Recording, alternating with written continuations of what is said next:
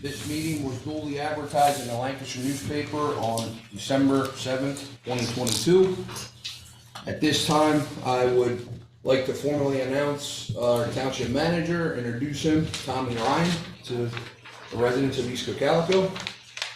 And this time I'd like to give the floor to Chief from Burke's Fraternal Order of Police. I'm from Cocalico Township. Cocalico Township, okay. Thank you. Yes, sir. I'll make this quick because it looks like you have a lot to do tonight. Thank you for your time. My name is Eric Runzig. Stick around for the whole meeting. Oh, no, I get punished enough for those. Mine are a lot quicker, so they're not bad. My name is Eric Runzig. I'm the Chief of Police with Cocalico Township in Berks County. And I've been in policing for over 35 years. As long as that time frame has been, our Berks County Fraternal Order Police Lodge has an awards program for commendations to recognize officers for doing outstanding things in the course of their duties. Most smaller agencies like my own don't have a formal program or have the resources to do that on their own. So, an incident from back in June, we had a second robbery of a Turkey Hill in our jurisdiction. And the combined efforts of 2 of my officers, an officer from Cumru Township, 3 officers from Robinson Township, all in Berks County, and 2 of your officers and a detective from East Cocalico were able to apprehend this individual who was responsible for 5 different robberies. So we cleared 5 robbery cases with a firearm, 2 or 3 in Berks County, 1 in Lancaster County, and 1 in Lebanon County. So back in June, I submitted the officers. I don't like my back to people, I'm sorry about that. I submitted the award recommendations, and the process has changed since I've been involved with the fraternal police in Berks. So they were approved right away, but I didn't know they were approved right away. So they did a formal dinner in December where they normally present them for the officers that can make it. So logistically, the now retired chief that I was in contact with, I was going to try to come back in December, but unfortunately I wound up with the flu. So with the new year coming and your reorganization meetings, our reorganization meetings, he just thought that this would be a better time. So if the 3 officers could just come up, I'm not going to read the details. They've already gotten the ribbons. But Officer Shane Johnson, Detective Brandon Alstead, am I saying that right? Van Asdell, okay, sorry. And Officer Keith McCabe. These are the 3 individuals that represent your jurisdiction here that did an outstanding job with not only spotting the individual after they hit our area, they took him into custody, and the detective did all the paperwork to help retrieve evidence that was necessary for our case here and our cases in Berks County. I'm not sure the outcomes yet of Lebanon and Lancaster. They were looking to combine all that, but I'd just like to thank everybody for letting me come and give them a round of applause.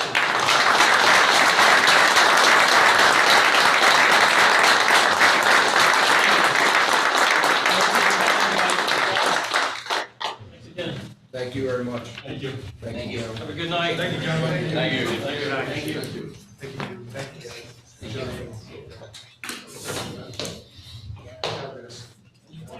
Moving on, announcements of executive sessions. We had one on January 24th, executive session, personnel. At that one, it was RC, myself, and our HR coordinator. Mr. Mitchell was not available. Went from 10 a.m. to 11:05. January 25th, we had another personnel matter, executive session held from 3 p.m. to 3:25.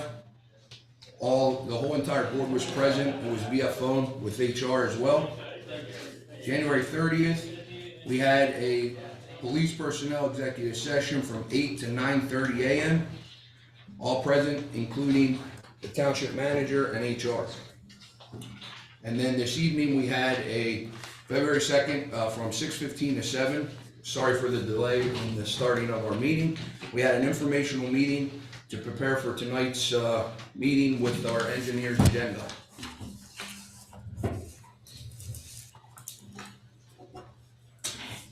Pass meeting minutes for approval, gentlemen. Any changes or? I've got nothing.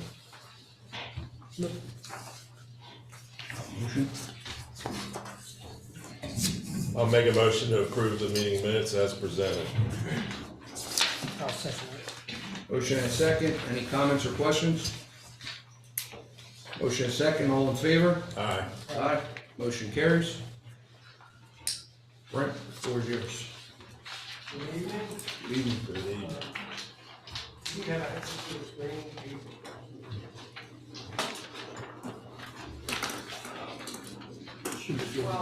Should be good to go there.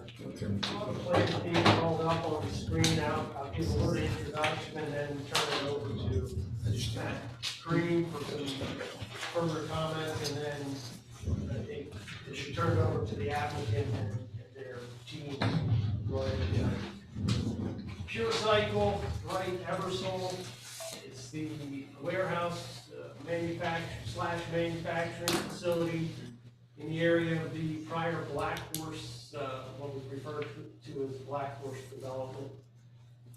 The applicant has been working with the township over the last few months, most recently attended the planning commission to have discussions on the project. Prior to that, they were before the board, providing some updates on their intended timelines and some critical timeframes they were working up against. Since that time period, our office has issued a preliminary plan review letter. John Schick, Township Transportation Consultant in attendance tonight, has also issued a transportation impact study evaluation in response to a recent submission to PennDOT on the transportation impact study aspect. So that's kind of the broad brush. And technically do also have Technicon zoning officer review, and prior to that, the township authority had issued some comments relative to water and sewer. There's some other approvals that the applicant's pursuing, and we'll likely update you on as far as the status goes. With that said, maybe I'll turn it over to Matt, maybe to highlight where we're at in some of the requests or. So members of the board, this property and a plan for this property has been in discussion in public meetings for some time in the township. There's been a rezoning, there's been a special exception approval by the zoning hearing board. It's been to the planning commission most recently, but most relevant have been discussions at the supervisors meetings, which tended to focus on, although not exclusively about, the potential for the realignment, relocation, and reconstruction of Hill Road, taking it from its current location, generally speaking, across lands of the township, and then turning towards Reading Road at intersecting approximately opposite the intersection of the access road to the Pepperidge Farm property. There has been significant discussion on how that might be accomplished as a part of a plan for development of this property. The most recent discussions with the applicant and the township consultants focused on a couple of things, which then bring us to tonight's request from the applicant. Those couple of things include some difficulties in scoping the traffic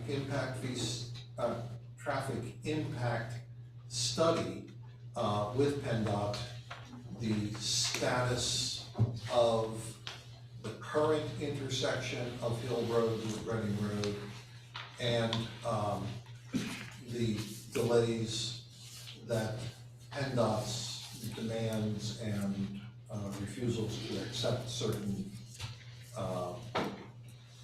circumstances have resulted in, and the applicant's desire to comply with the terms of its lease to begin site work on the site in February 2023. The most recent public meeting at which the applicant appeared proposed a revision of the plan under review from a final plan subject to a waiver of the preliminary plan process to a submission of a revised preliminary plan for consideration of approval by the board. Under the terms of the municipality's planning code, if the applicant receives preliminary plan approval, the MPC allows and in fact requires a property developer to complete certain site work, what we sometimes or perhaps typically call the required improvements: streets, sanitary sewers, water facilities, stormwater facilities, street lights, street trees, and the such on a preliminary plan, or alternatively, defer it to the final plan with the posting of financial security. It's that latter alternative that we typically see, but some developers do desire to proceed on the preliminary plan at their risk to get a start on the required site work and improvements. That's what this applicant has asked the township to consider. The revised preliminary plan was submitted, and as Brett reported, all of your planning consultants, Becker, Wood2, and Technicon, have reviewed the plan and issued their review letters. We had a approximate 45-minute briefing for you this evening to share with you those review comments and other considerations so that you're fully prepared for tonight's consideration. The applicant is here, and at this point I would, unless you have some questions for me, I would ask the applicant to present their plan and their request. All right, Claudia? Sure. Good evening, I'm Claudia Shank with McNeese Wallace and Norrie. I'm here this evening on behalf of the applicant, Ray Elversole LLC. If I could just start by setting the stage a little bit, and then I'll turn it over to Bill and I'll let him update you on the plan, answer any questions you have about it. I know that you've all seen it a number of times, but to the extent there are questions, and then just also walk you through where we are currently in the process. But we are before the board this evening to request conditional approval of our preliminary plan. I will note as well that we were planning commission recently. The planning commission did not take any action with respect to this plan, and that was simply a matter of, they didn't have, well, they had a quorum of members present, but not a quorum of disinterested members. There was a member of the planning commission that may be involved in this project if it moved forward that had to recuse themselves. So they were unable to take any action, but we did present to them, share the information that we had with them, and answer any questions that they had. Matt, I think accurately recited the chronology of this project. We've been at this for a number of years. In addition to the preliminary plan approval, there are two agreements that are before you this evening, which I just want to go over briefly. The first is a site work and utility agreement, and the purpose of that agreement is just to really clearly delineate and outline the rights and responsibilities of Ray Eversole with regard to any site work that they would conduct pursuant to the preliminary plan. So as Matt mentioned, this is a procedure that the MPC allows for site work to be conducted upon preliminary plan approval when there's an NPDS permit in place.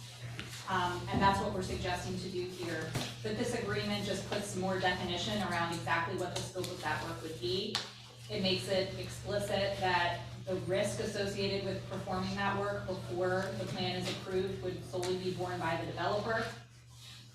And also sets up some requirements for meetings to occur, for example, a pre-construction meeting with the conservation district and township staff.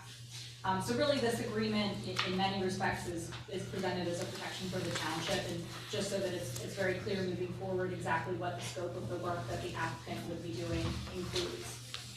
There's also a separate developer agreement that's before the board. We thought this was important to present to you. We understand that the plan that's in front of you does not show the Hill Road realignment.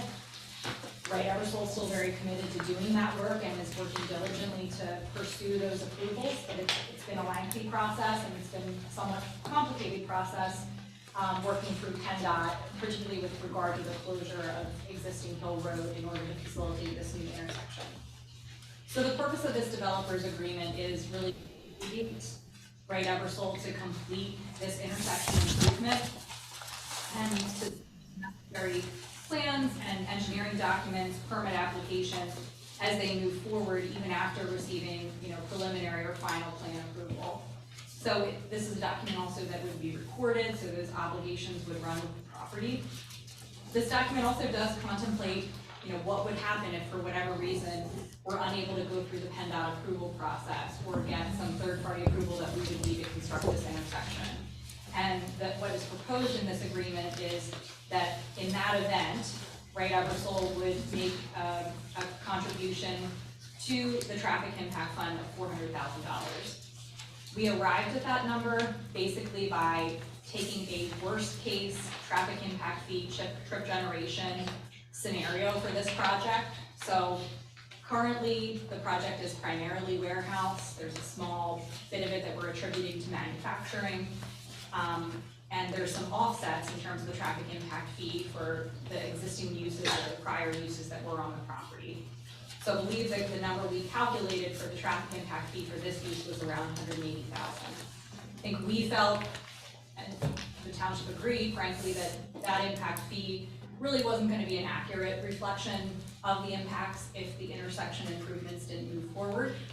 So the decision was made, let's look at a worst case scenario. We calculated the impact fee based on if this entire building was all manufacturing, so a heavier use than the warehousing. We also did not include an offset for the prior uses on the site. And that's how we came up with that $400,000 number that we're presenting to you this evening. So those are the two agreements that are before you in addition to the preliminary plan. Certainly happy to answer any questions about those that you might have. And if you do not have any questions, I'll turn it over to Bill Roundtree from Right Eversole, also joined by Brad Midget, who's the construction manager with Right Eversole, to discuss the status of the plan. Claudia, if I may, so the topic of traffic impact fees are really being introduced this evening to the discussion. So some of the members of the public who have attended other meetings really have heard cost estimates related to the construction of the relocated Hill Road. And as you pointed out, the agreement of the township to participate in that from their capital improvement funds. That number is somewhere in the area of $1.2, $1.3 million for that work. And that's really a preliminary estimate. We don't know what the ultimate cost is going to be, but your representation, and we'll ask your clients also for their commitments, is that the ultimate plan, which is what I think one of our supervisors called it, would include that work, and the commitment is still there to pursue the design and permitting and construction of a relocated Hill Road. Yes, it absolutely is. That's the goal. I mean, it has a significant benefit for this property as well. So that's where we want to end up. But I think recognizing that this is a process that we don't all have the ultimate control over. We just wanna make sure that we're putting something in place for if despite everybody's best efforts, for whatever reason, that work can't proceed, you know, there's still compensation to the township.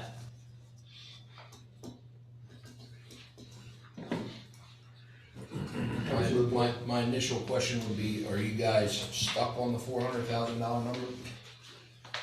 I think we believe that it would be a fair contribution. I mean, frankly, working within the traffic impact fee framework, that's as high as we could get it, you know, with this I use. saw what you guys did there. Yeah, and the other thing I will say too is, it, you know, it may occur to you to say, well, if it's 1.2 million, the township's contributing 450, you know, shouldn't we just back that out and that would be your contribution? But, you know, what I would emphasize is, first, obviously, there's benefits for this site as well that, you know, Wright will realize by doing that work. And second, some of that project is to be funded through grants.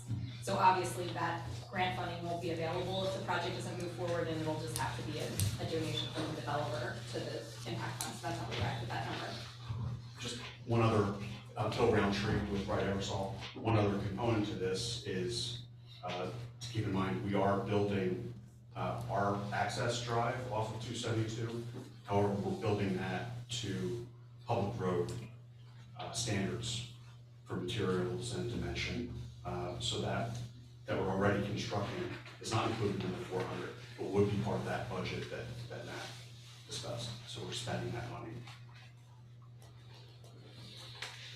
The idea is, to the best that we can forecast what PennDOT will and will not approve, that you wouldn't have to redo an access drive to make a public street.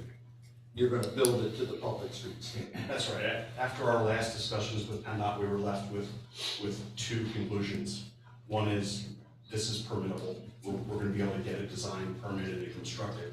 However, two, it's gonna take much longer than we could afford. And by this, you mean the ultimate plan, the whole new road. That's right. So this is a placeholder. I feel highly confident that we'll be able to get the road constructed. So this is a just in case, but very high level of confidence on getting that permitted and constructed.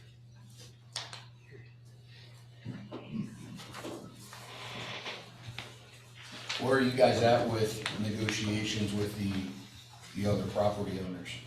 So we're only in active discussions with the large property on the corner of Hill and 272. And as of this week, we've reached agreement. So we're preparing final documents for signature, but we've come to an agreement. And you need that property owner's cooperation both on the ultimate plan and on this. Yeah, we just need a very small, I can point to the plan. We just need a very small, whoops. Sorry, Bill. That's okay. We're on the move, dude. There you go. We just have a very small encroachment right across from our access drive for this first phase of construction. However, once we build this new road, we have a lot more encroachment onto that property. So this negotiation and agreements we're currently preparing are for the entire build-out land swap scenario. So it'll cover what we need done for construction of the relocated road.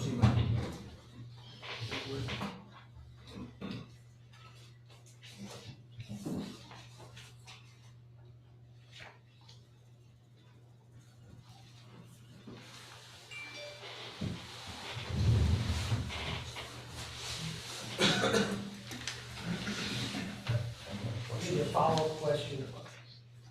The last public meeting, at that point in time, you had indicated that TIS, traffic impact study, was resubmitted to PennDOT. At that time, the township received it. Subsequent to that, John Schick has provided you with comments. You reviewed those, and do you have any concerns with any of those comments relative to this issue and evaluation of this intersection?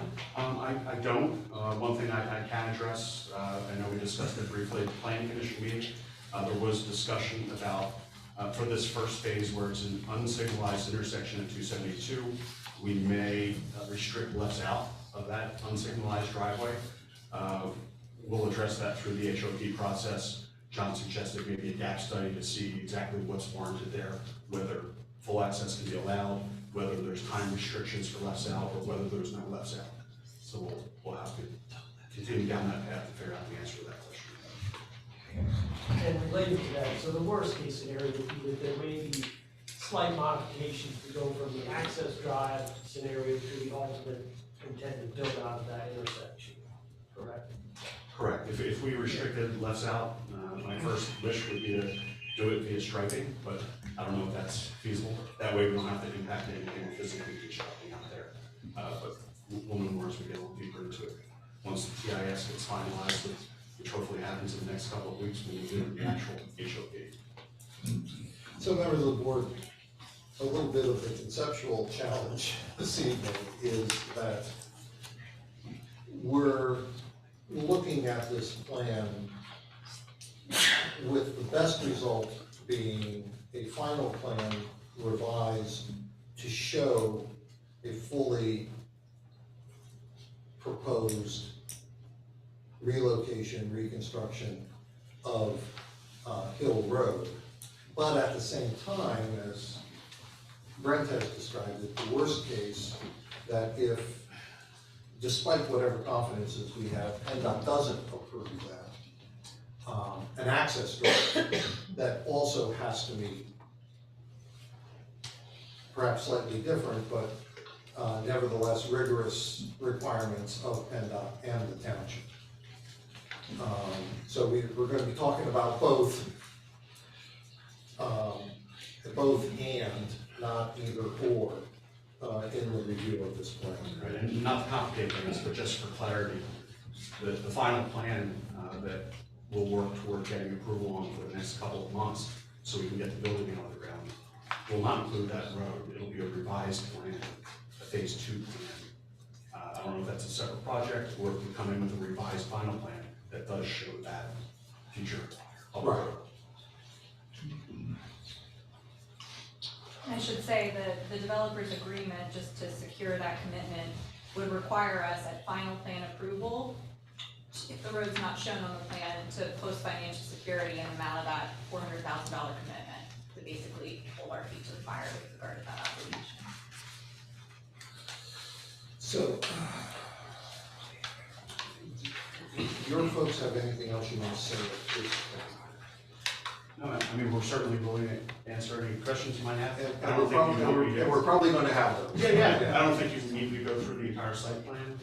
Well, so presentation. typically in the process, we would get into those technical issues and questions, but we have a lot to digest here, and I'm including the members of the public who are here interested in that as well.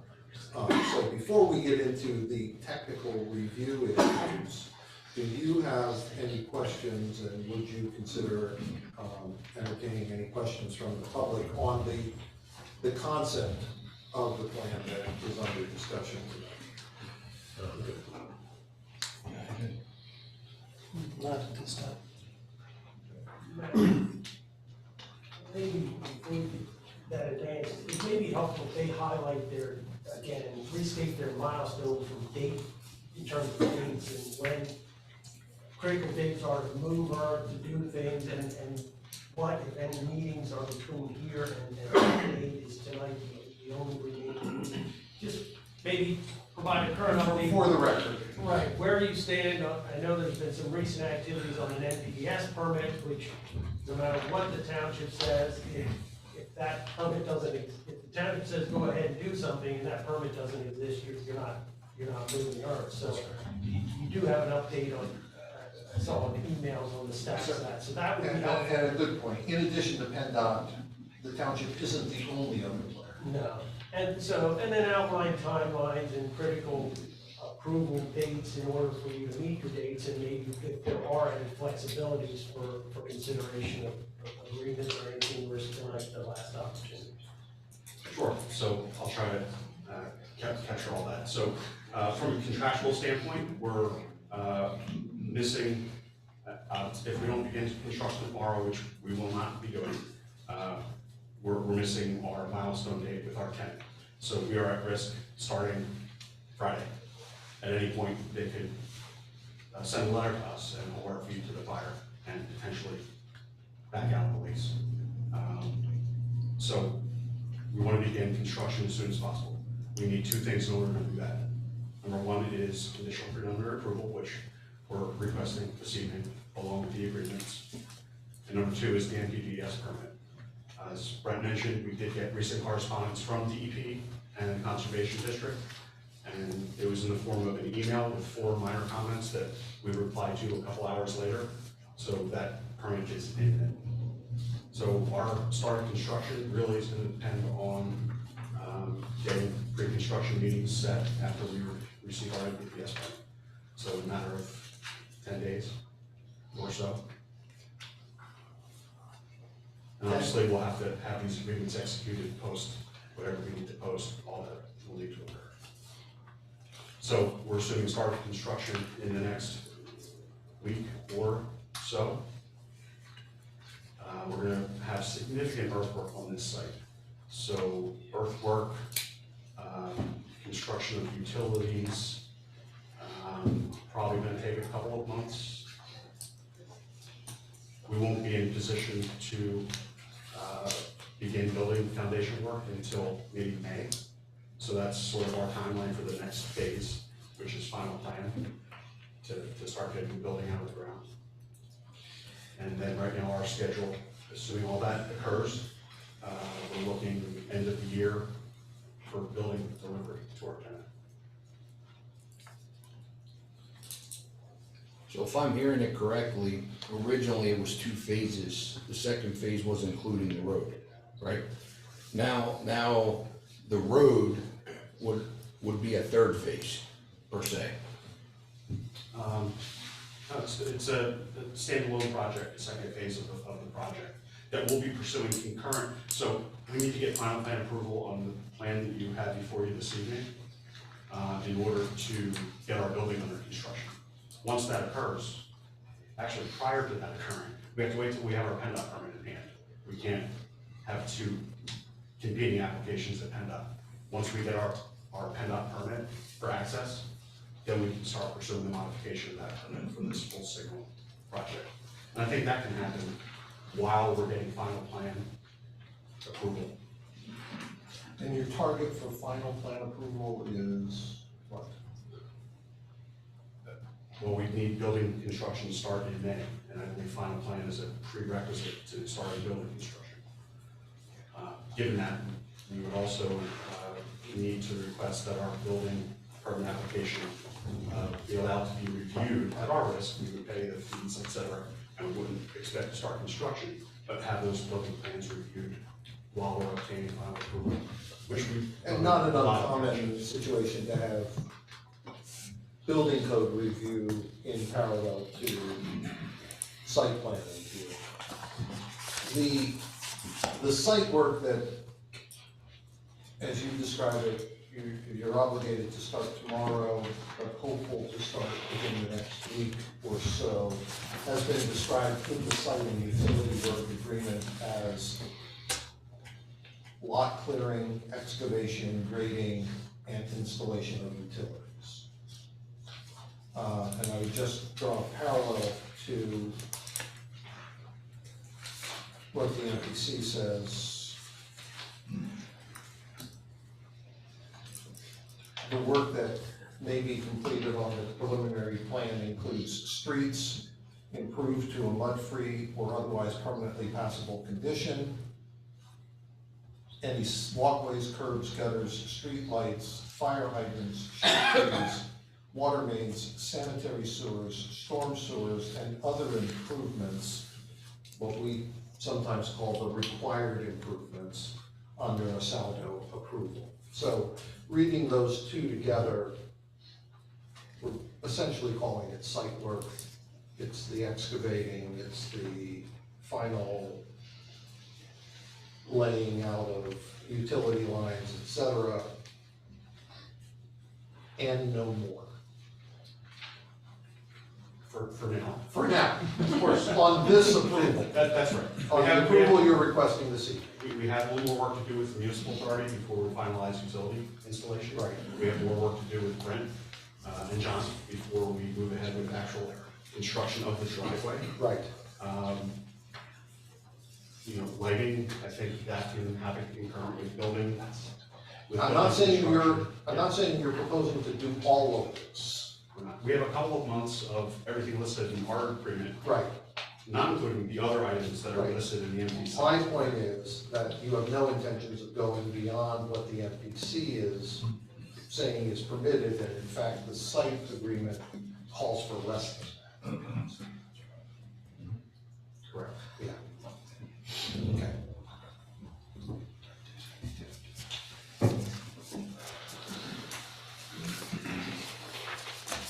Any questions? I'm clear. Public comment on the concept plan, and then we'll get into the technical review. Please state your name for the record. Yes, sir. Doug Macklin. I don't wanna sound like a naysayer, but I've said it in a lot of these plans before, and I can't remember anything that had this size going to the supervisor before the planning commission blessed it. And I'm sitting here thinking, I'm looking around the room, and we've had some big buildings and some buildings that weren't as big, and every one of them went through planning commission approval, or at least getting their blessing on it before it came to the supervisor. That's one comment. Second comment is, the young lady mentioned, you would put in the agreement that you would do all the site work without the proper approvals at your own risk. That would be put in writing, is that correct? So I would say, we have the approvals to do the site work, but it is done at our own At your risk. risk. If That the is part of plans this fall through, agreement. you're out the money and we're hold harmless. And that's what the municipality's planning code Okay. provides as a matter of law, but then we are also requesting the acknowledgement of that in writing. Okay, I have one other comment, Lorenzo. sir. Since our township, the wastewater is not treated here, it's treated at Ephrata. Has the Ephrata treatment plant been notified of any potential, what's gonna be discharged into that stream, other than just sewage? Is there manufacturing discharge, is there residue from whatever? And the chemicals that would be contained in it? So they know what they're getting into, because more than once they've had to rebug the system because somebody dumped something in and killed all the good eating things at the other end of the plant, and that's expensive, really expensive. I can speak to that, and that's a good question. This is a dry operation. Okay. In other words, no water use or process or anything like that. It's simply, the restrooms, for the employees. Thank you. Thank you. And to answer your first question, Mr. Mackley, I actually attended the planning commission meeting that Claudia mentioned. As they had a quorum, but one of them may be a conflict, so he abstained from the vote. The chairman actually had said they had given you correct their blessing to come to the supervisors, as I think he stated it, so, and that came from the chairman. But I understand what you're saying, they didn't actually have a vote, because they were missing 2 members. Okay, thank you. You're welcome. Any other questions? Yes, sir. Is the gas station gonna be included in this property? Your name, please? Terry Hobbs, Go ahead. Is the gas station gonna be? included in the property? Not at this time, correct? Well, then who's gonna do the cleanup of the contaminated soil? Well, the gas station. It's still separately owned. It's separately owned. That's a legally independent lot. And the applicant wants it'd be like anybody's property that's adjacent to a development, it's the property they have no interest in, correct? Yeah. It was never part of our property, and we're not transacting on that property. That's a legally independent lot from the applicant. Okay, cause I don't understand the situation up there on the, Where is the gas station? Yeah. You could probably put it out on there, yeah. Yeah. Yeah, it's a little hard to read, but you can see that there are lot lines around it that exclude it from the scope of the plan. So that all comes later then, We hope, okay, yeah. thank you. Any other questions? Yes, sir? Alan Maxwell. I actually have it's two-part. The first one, you had mentioned it's a dry process. And I'm gonna do a lot more research into this before I make further comment, but on Pure Cycle's own website, it states a process of using chemicals and washes and rinses, and from there. So this plan is gonna be totally different from anything Pure Cycle's done before? That's correct. And what kind of assurances can we have? Because that's a huge environmental impact. So I'm gonna do more research into it, but I wanted to mention that concern. Please do it, and you're correct. That is what their ultimate process is. That's not in Pennsylvania. This is one of the few facilities they're using to take pre-sorted and bundled plastics and resort them through a dry process and then ship it out to their treatment plant that you're talking about. Okay. It's not even in this state. The second part of it then, as a resident in the township, I am very concerned about the impact to our roads and our traffic infrastructure. I attended the planning commission meeting and someone had mentioned that there's going to be 100 trailer spaces parking and 90 employee spaces. That's a lot of traffic for this building and a lot of impact into Route 272, which is already a congested nightmare at certain times of the day. And you let an accident happen on 222, 272 now becomes a major thoroughfare again. So my concern is the amount of traffic that's gonna be generated by this plant. At one meeting, someone said 25 trucks a week. Well, it's 25 in, 25 out. So we're looking at 200 trucks a month coming in and out of there at those numbers. Up to 90 people working, that's 90 additional cars coming in and out, if it goes to full production. So that's my concern with this. I'm not against the project, but I think we need to properly address the impact to our infrastructure with the amount of vehicles in and out every day. And I wanted to express that concern as a resident, because I travel 272 and I've seen the accidents at Hill Road. I've seen the backup at Colonel Howard Boulevard, and now we're gonna add heavy trucks into that mix to the tune of 200 a month or so. So I just want to bring that up as a resident's concern, that's one thing I'm looking at, and I think we need to properly address it as a township so that we don't negatively impact our residents. Any other questions? Yes, sir? Don Miller. This is a very large project, and only this week, they started doing the utility work. And with that utility work, there's a lot of mud on the road. And to save our roads, just make sure the trucks get cleaned up for the end of the roads. I'm sure it's gonna be probably a very long process for building it, just needs to be managed. Thank you. Any other questions? Yes, sir. Edward McElwanis. So the traffic impact fee money, is that going to go towards the repair? First off, is it a one-time payment? And what is the total payment? Because they were throwing some numbers out. I heard 400,000 and 1.4 million. With 1 million, that's what I heard. So is that money going to be contributing to those areas where essentially where the cars are on 272 and they go on to Colonel Howard Boulevard? I mean, that road gets trashed, it is trashed already. So, I mean, what is the plan from a long-term solution? Because, it's only gonna be beat up even more. And so, what is the short, mid, and long-term plan for that constant wear of that road that a lot of people, especially locals, use? So, again, you've highlighted the fact that we're talking about an ultimate plan and what happens if that ultimate plan cannot be completed. So, if the ultimate plan can be permitted by PennDOT, the site development and off-site improvements calls for a relocation of Hill Road to an intersection opposite the access intersection to Pepperidge Farm with a light, managing traffic in that fashion.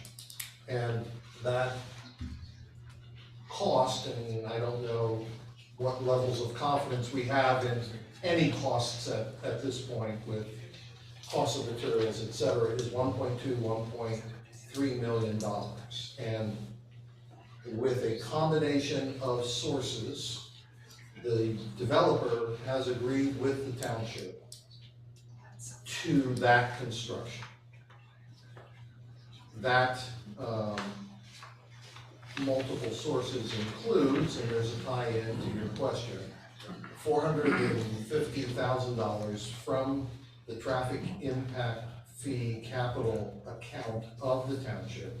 Traffic impact fees already collected by the township.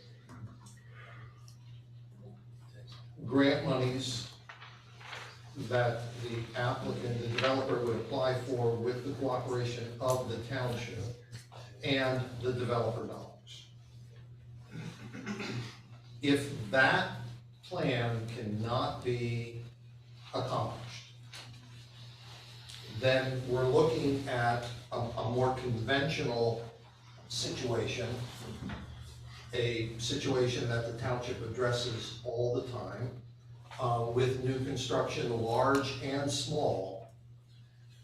Something that looks approximately like that has an access drive and not a new road construction. Those projects pay the township a traffic impact fee. That is a one-time payment. It's calculated based on anticipated trips versus existing trips from prior uses of the property, but however it's calculated, it is a one-time payment. That money is then used by the township for capital, future capital improvements in, how many districts do we have? Three. In 3 capital improvement districts. So the intent is that that money would be spent in the general area, which includes this property. Okay, so you didn't, I appreciate the background on the traffic impact fee, and it was good for everyone to understand that. And the calculations would be interesting because honestly, if it's current, but then what I'm talking about is to Alan's point, is that this is gonna be consistent traffic. Once they sit down, not only the construction work is going to create a tremendous amount of traffic and beating up on our roads and so on and so forth, then you actually have the industry that moves in with the 90 cars, the 200 trucks per month. And that's going to beat our roads up on a continuous basis. And so because of that location of that property, Howard Boulevard is going to get destroyed. It gets destroyed now. And so the point is that you're going to have all this additional traffic, the wear and tear on our roads, it's because of the property that's going in, the township gets X amount of dollars one time, and then we're stuck with this property that's gonna constantly beat up our roads. And so what kind of benefit are we gonna get long term from this organization that's going to create all this traffic and gonna beat up our roads? And so we're gonna be held responsible for that? And like any other property owner, this property will be paying property taxes towards those communal expenses. Right, so let me ask you this question then. What would be the cost, we have engineers here, so what is the cost to repair from Colonel Howard Boulevard where the Turkey Hill is, all the way to say, beginning of the turnpike? Like what would be the estimated cost to do a project like that? Like you guys thought about it? Again, being a state road, that would be the state's responsibility for the services of the roads. As any other state roads, they're responsible for the paving of it, the repair of it, et cetera, the roadway surface. That's not a constant cost.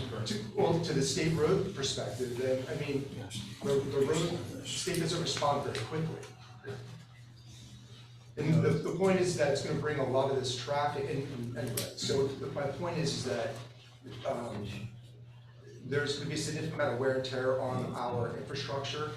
And so my concern is that there needs to be plans ahead or whatever we can do to ensure that those roads are drivable and where there's traffic flow. And it's a fair question, and it's not a question that isn't always asked.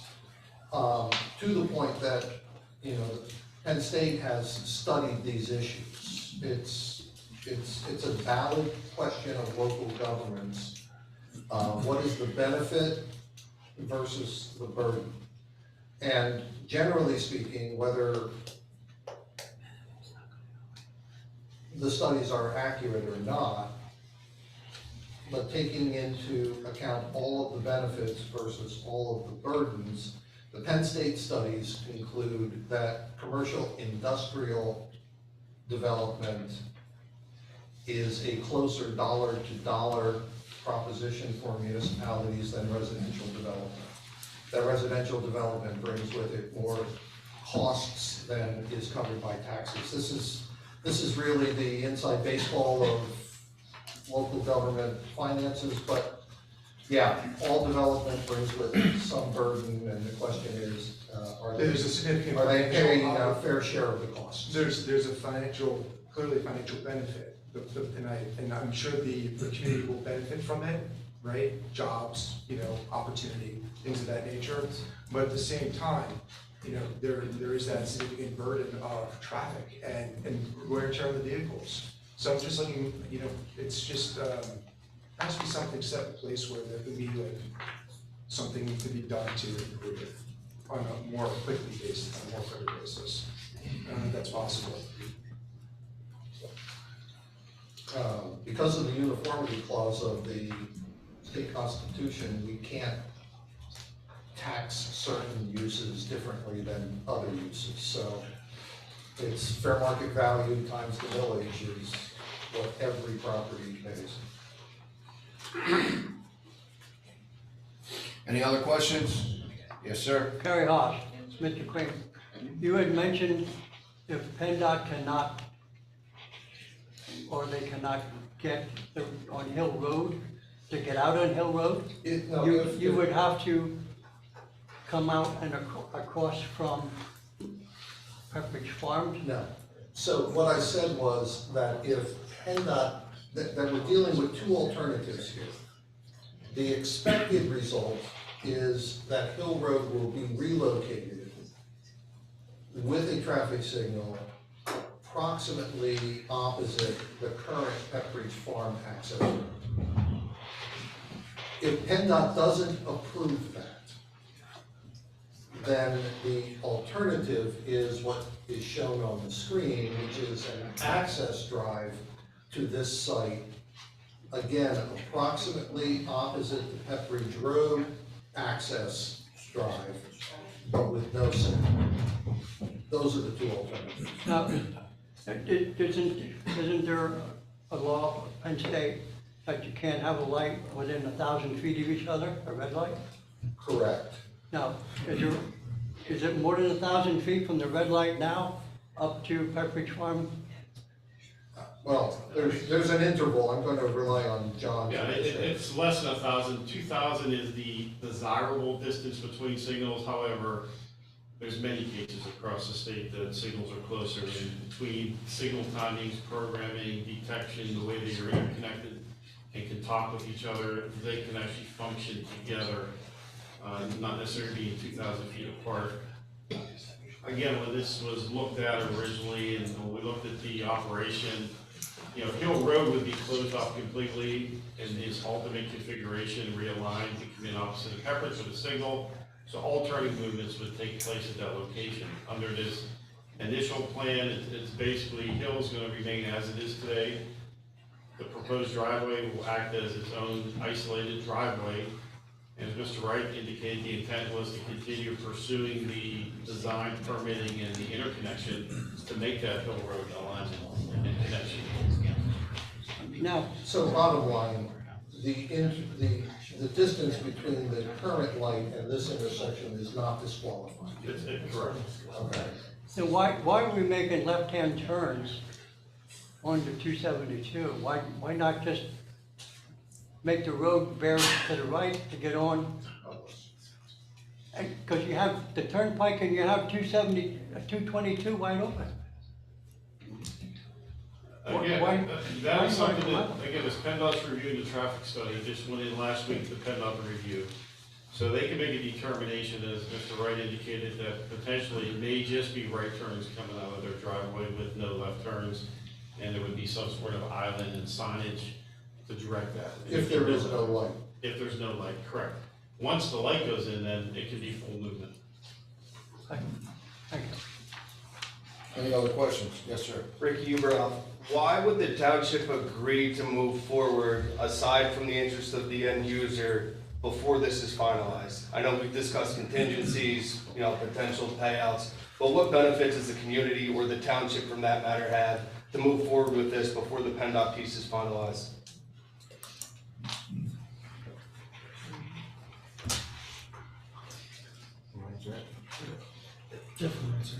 From a resident standpoint, that's what doesn't make sense. We've talked about people absolving themselves from voting in the planning committee, et cetera. So that's what makes this smell a little funny from just a resident that has no interest in this project aside from the benefit to the community. It just looks a little funny, that's all. The genesis behind that, the origin behind that was East Cocalico Township itself approached the developer in the past and asked for help with the realignment of Hill Road. If the developer had pursued on their own without working to assist us with the development of Hill Road, the developer could have already done their own plans, gotten approvals, broken ground, moved forward. So the benefit to the community is one where Hill Road is a liability hazard, I've stated in the past. It's just a matter of time before someone unfortunately gets killed or paralyzed at that intersection. We're aware of a liability hazard. This benefits the municipality by allowing us to have someone assist us in the realignment of that road and assist us by using their property to realign the road so it's much safer. So that if we had not approached them to ask for that in the past, they could have already moved forward with their development and they didn't need to talk to us about any of it related to the realignment.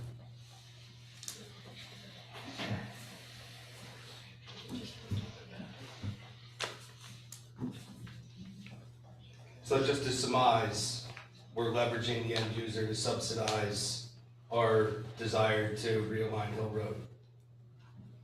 Is that accurate? Pretty much. Okay. Thank you. Any other questions? Yes, sir.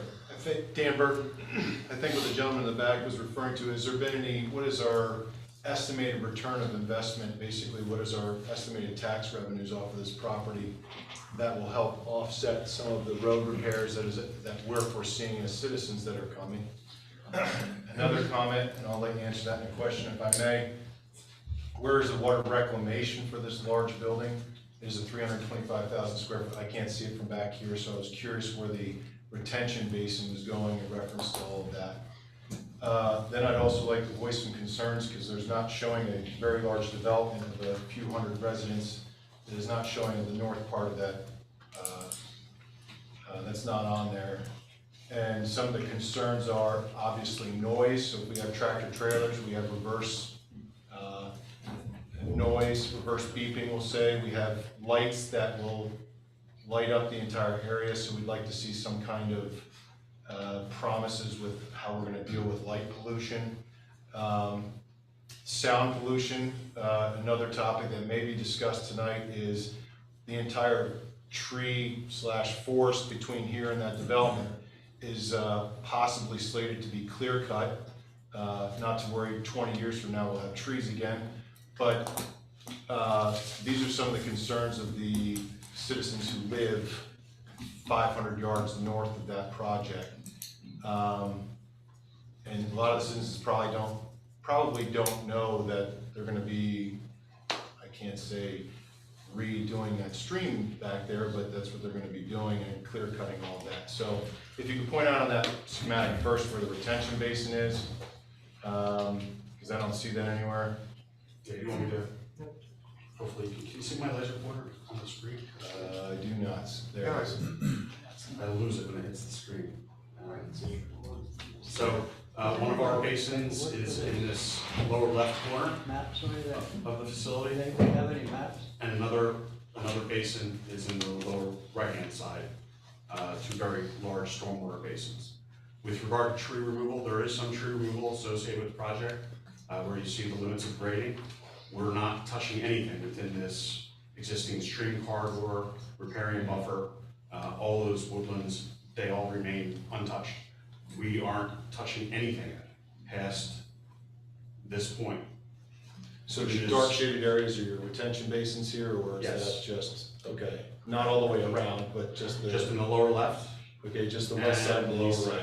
That's right. Or what, was it along 272 here, or is it Right up there. at the top corner? Right along where the gas station is? Yes. Okay. Below the gas station.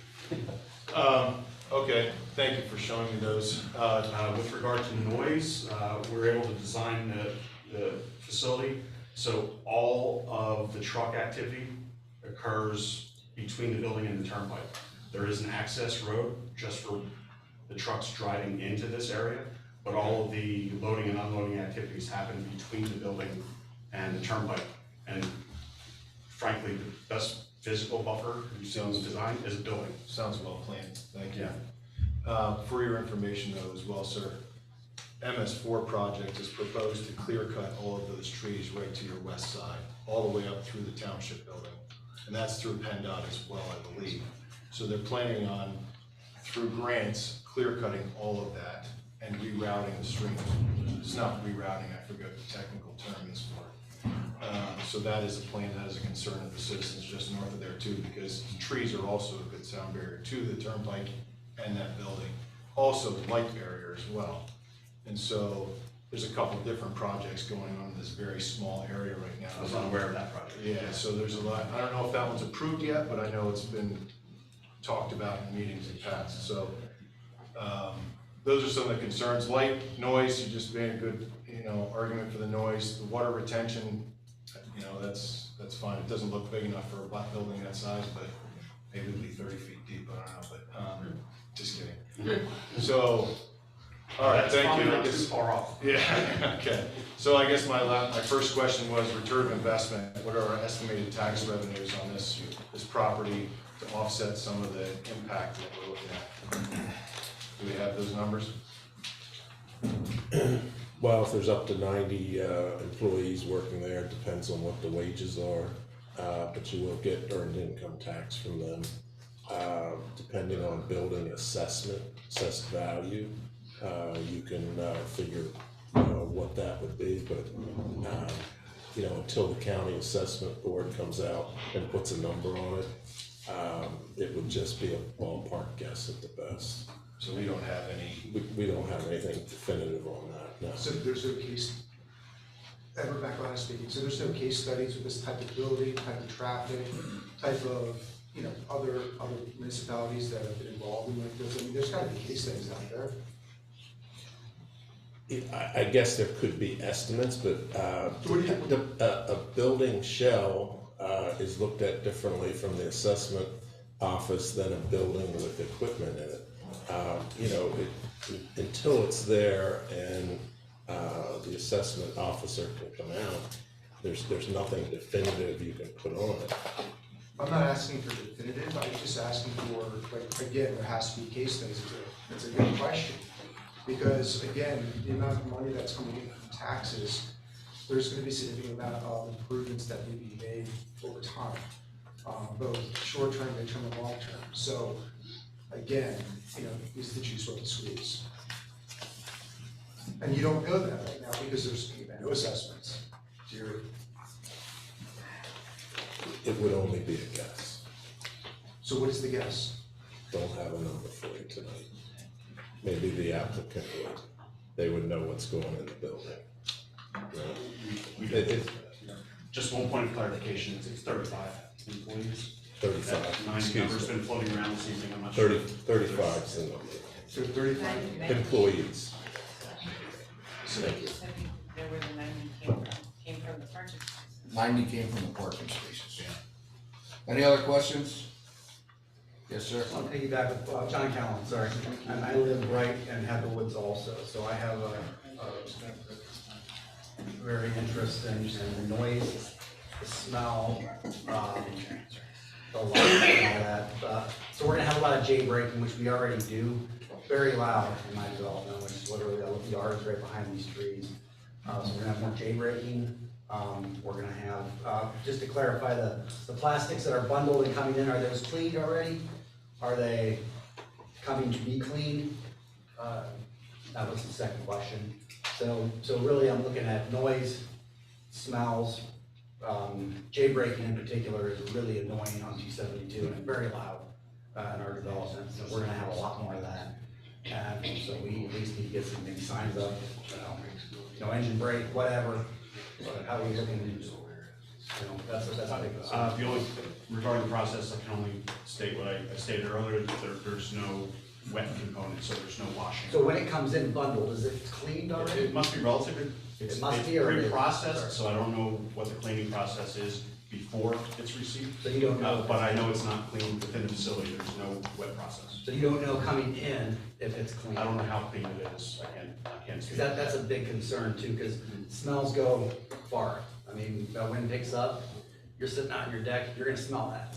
So we need, before anybody should approve this, I mean, how's this gonna smell? Because that'll take off for miles and miles. Yeah, there is not significant odor that was testified to by the tenant during the special exception where they requested permission from the zoning hearing board to pursue this use. Yeah, there was a special exception hearing for the tenant where they came to the zoning hearing board and they had to answer all these types of questions. And they're probably the better ones to answer some of the specific questions you have, but the special exception was approved.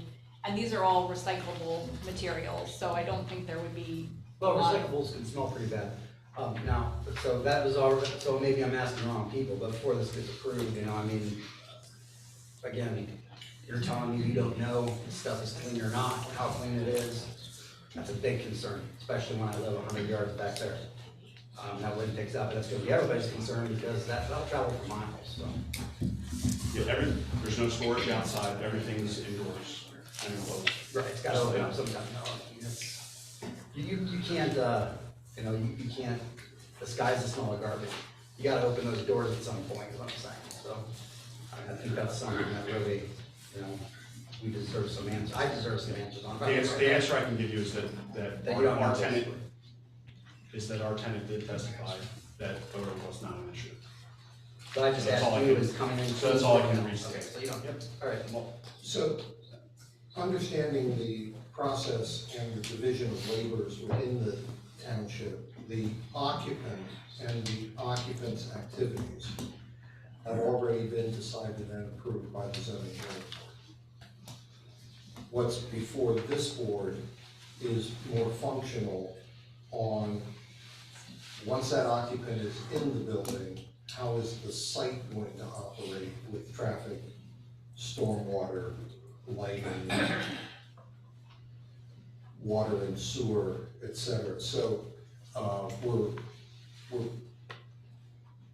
not only in a different part of the process, but we're past the part of the process where the approval of the occupant is an issue. Right, and to speak to that, I wasn't involved, maybe I should have figured that out sooner. I didn't know until it was too late, I guess, so shame on me, I guess, but I live right there, so here I am now, voicing that concern. Nobody really told me when that meeting was, or where I should have showed up, because I would have right then said, absolutely not.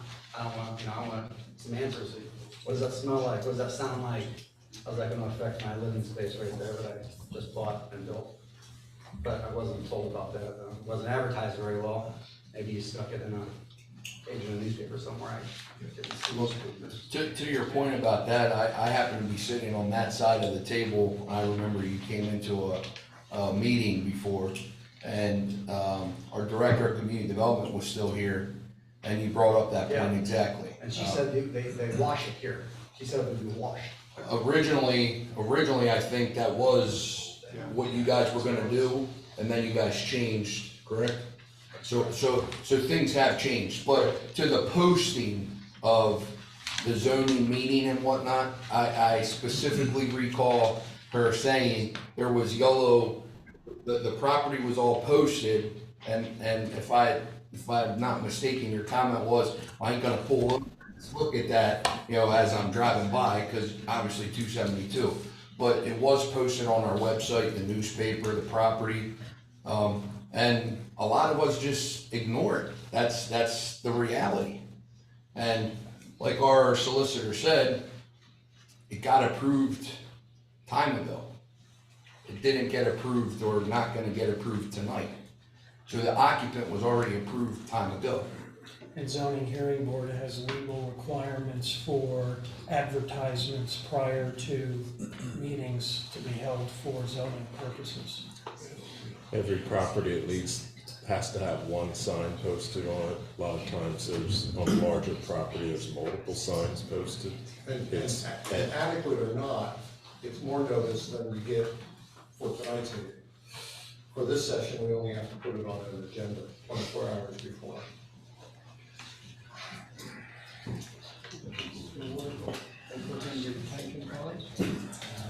Okay, so we'll have opportunity for further comment because we need to get into the technical aspects of this plan. So members of the board, we have, as Brent described, review letters from Becker Engineering on the site plan and everything that entails. The two associates on the traffic aspects, Technicon as your zoning officer on the zoning review. We have also the two agreements that were presented by the developer applicant, excuse me, on the site and utility work and the developer's agreement. The plan does present a significant number of items that, if the plan were to be approved tonight, would and must be made conditions of approval to be further designed and compliance demonstrated in a final plan approval process. And I don't know if Brent wants to add to that comment. No, as you referenced, we did issue a preliminary plan review letter. As they expressed at the planning commission meeting, they had no real further questions, concerns relative to complying with those, some of which would require additional effort later on as things further develop. So I don't know what further to add unless there's specific questions or they want to highlight specific comments or have concerns regarding any of the items within the letter.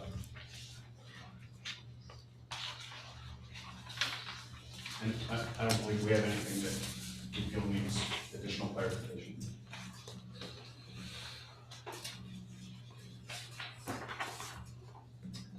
Kids bought me a cup for my coffee that says, with a lawyer, nothing is better left unsaid. So we know you understand this, but we would ask you to affirm your understanding that if the board were to grant preliminary plan approval this evening, that would be subject to a very lengthy approval letter, and that details all of the conditions of approval. We will attach the 3 review letters, and implied in all of that, and all of us who do this work understand it, but as I said, I'm asking you to affirm the understanding that approval of a preliminary plan is by no means a guarantee of an approval of a final plan. that we must see compliance with all of the conditions of approval that we would include. We understand that.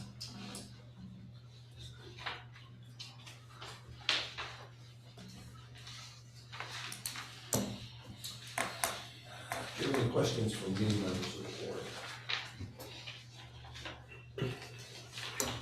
None for me.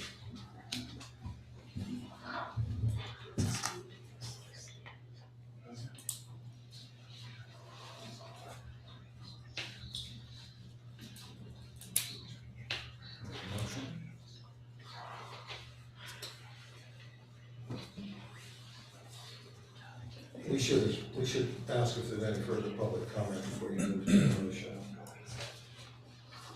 Yes, sir. Rebecca Lettis. So the last thing that my last question I have is, just to understand the workings, because again, I can't get off this road. But what's PennDOT's benefit of having this building, another building for Pennsylvania revenue? Is that, like, I just want to understand, I don't know, I just can't get on this road. It's just, these roads are just gonna get so beat up. I'm sorry. So I can't get off of it. I understand, and it's a question that I'm frequently asked to address. If the township doesn't regulate the marketplace, so our ordinances don't ask the question, do we need another warehouse or manufacturing facility in East Cocalico Township? The marketplace tells us whether we need another warehouse and warehouse facility in East Cocalico Township. Our ordinances, the thing that the municipality as a governmental entity is permitted to regulate is if another warehouse or manufacturing facility is to be built in East Cocalico Township, what are the standards, what are the requirements, and to a limited extent, where will we essentially segregate them? Because that's what zoning does. Zoning segregates uses. And so the review tonight is not, do we need this, but does it comply with our ordinances at this stage of the process to grant an approval, which would then move it on to the next stage of the process. And there are, I don't know, a handful of steps after this, a good handful of steps after this. Final approval, PennDOT approval, building code approval, et cetera, et cetera. So that makes sense. So the questions that I'm asking that I don't have the answers to, at what point in the process am I supposed to re-ask the question to get the answer that I'm looking for? Remind me what the question started. So you said there's I don't remember who asked what, I'm sorry. So what I'm asking you is the questions that were not answered tonight, that Yeah. we keep on asking, and I understand this is a part of the process, and a lot of these questions that we're asking and we're not getting the answers to, I'm asking you, when do I re-ask the question before it's too late, so that way we understand, because these are. So one of your questions was about, if I recall correctly, I'm sorry, and one of your questions was about the quantity of traffic that would be interacting with the public roadways from this site. It's not the quantity, we understand the quantity, we kind of calculated that, but then again, what the issue is, again, the roads, the revenue from this building, how that's going to impact it's just, the questions that weren't answered tonight, when are we supposed to answer them so that we get answers? Okay. Because right now, there's questions that have not been answered. It's because, shame on me, I haven't been to all of these. So the economic impacts of this site, both positive and negative, the taxes that it will generate and the costs that might be incurred, never in this process. Because that's not a part of this process. But at some point, you'll know what the assessment is on this building, and you'll be able to understand what the tax revenues that it'll generate, et cetera, et cetera. So let me explain it to you this way. If this were a church and not paying any taxes, in this process, the board would be holding that church to the very same development standards as this for-profit use. So, again, because we don't regulate the marketplace, we also don't regulate. It's fine, you're not gonna give me the answers, it's okay, it's fine. Yeah, I'm just saying it's not part of this process ever. Ever. Yeah, yeah, yeah. Maybe just to add one thing, if the question, I think part of the question is something, if you're in the local community, you know a certain road, Colonel Howard has certain wear and tear on it that needs to be addressed. The indication was, you know, the primary traffic route from this facility to Spur Road into the Colonel Howard 222 is all state road. 272 and Colonel Howard are all state roads. The only way the township is involved with improvements on those roads were if it's directly related to a development improvement and required of a developer. As far as routine maintenance, and John will explain, that's the obligation of PennDOT to maintain their roads. And this board doesn't represent or control the purse strings that would require those improvements. It's other representatives that you have that may be the appropriate party to contact regarding maintenance. But I'm trying to address the gentleman's question as best I can, because I recognize that he's also a state taxpayer. Yes, and I think with the new manager present, a manager can also continue to reach out to PennDOT and highlight these concerns and the level of, let me ask you this question. Is there a way for all the business owners to use their pool to help fix these roads on a faster basis? And more quickly basis? Because anyway, that's my thought process. Get them all together, have good fun, and get it done. Thank you. I appreciate you taking the time. I've shown before that the Commonwealth and the township are also charitable nonprofits, so yeah, you could, I understand. Make contributions for it. Jeff doesn't like that. Okay. Other comment? So there's been a lot of, Ricky, you brought, there's been a lot of conversation about 272, Colonel Howard. Hill Road is a township road, correct? Hill Road is, yes, yeah. And this project that we're talking about could potentially have an impact on Hill Road, or we will reroute it.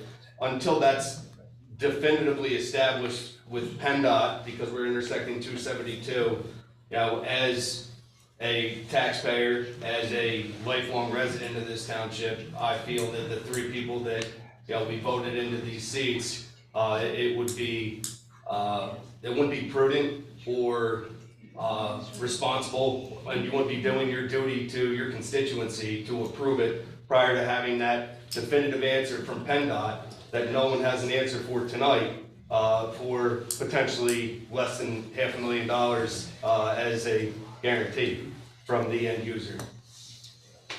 That's all. That's my comment. It wasn't a question. Thank you. I've got a comment too, if you don't mind, one last one, John Callen. I just want to echo that 100%. As a registered voter, incredibly irresponsible to move forward with this without first addressing that. Very irresponsible. So, can I answer that quick? Just to pull on that a little bit, as RC had said, we approached the developer to help us with this realignment. Us approaching them to stop them to pretty much almost have their building up. So we actually delayed their process. Great. So if we wouldn't have asked them, we wouldn't be getting our capital improvement, one of our capital improvement plans out of this, correct? So in the end, if we wouldn't have asked them to do this, Hill Road would be where it's at. They'd have their driveway right out, left in, right out, and that's that. But as RC said, you live on Hill Road, as do I. Do you like making a left turn out of Hill Road right now? I hate it, and I'm glad that you did your job, and you did that. So let's follow through with that, and let's complete it before we move forward. That's all I'm saying. Absolutely, and that's our end goal as well. It will be a priority, and that's why we have all the contracts in place. I just like that gentleman said, I see no problem with waiting until you got final approval and move forward. That's all. I understand. Wishes of the board?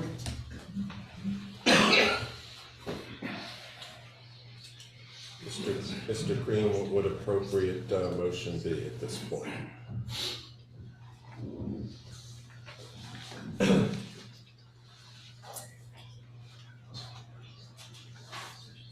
It's the usual three choices. You can act to deny approval. You can, I think we still are within the time period to defer action to probably your next meeting, perhaps not further than that. Or you can act to approve the preliminary plan, but that would require that the motion be conditioned on, the approval be conditioned on a number of items. And we've discussed some of those to include compliance with all of the outstanding comments on the Becker Engineering, Route 2 engineers, and Route 2 associates, and Technicon review letters, plus deferral and condition of remaining plan items as outlined in Brent's assessment email to the final plan stage, and conditioned on completion of the site and utility work agreement and developer's agreement to the satisfaction of the township. And out of that, if that's your motion and if it should pass, we would create a robust approval letter that outlines all of that to the developer.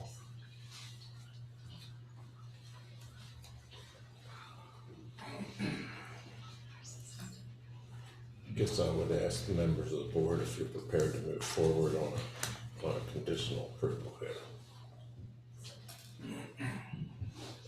With the motion as would be stated by Mr. Cream. Make a motion, or what do you want to do, Jeff? Are you ready to move forward with a motion? I'm ready to move forward with the motion. Some residents made some comments about, let me just give my opinion in this. The municipality asked for the developer's help. Developer could have moved forward with their own plans and not had to wait for us for anything. If the developer misses their schedule and misses their timeline, I'm concerned about the liability impacts for East Cocalico Township, considering they did that to accommodate us.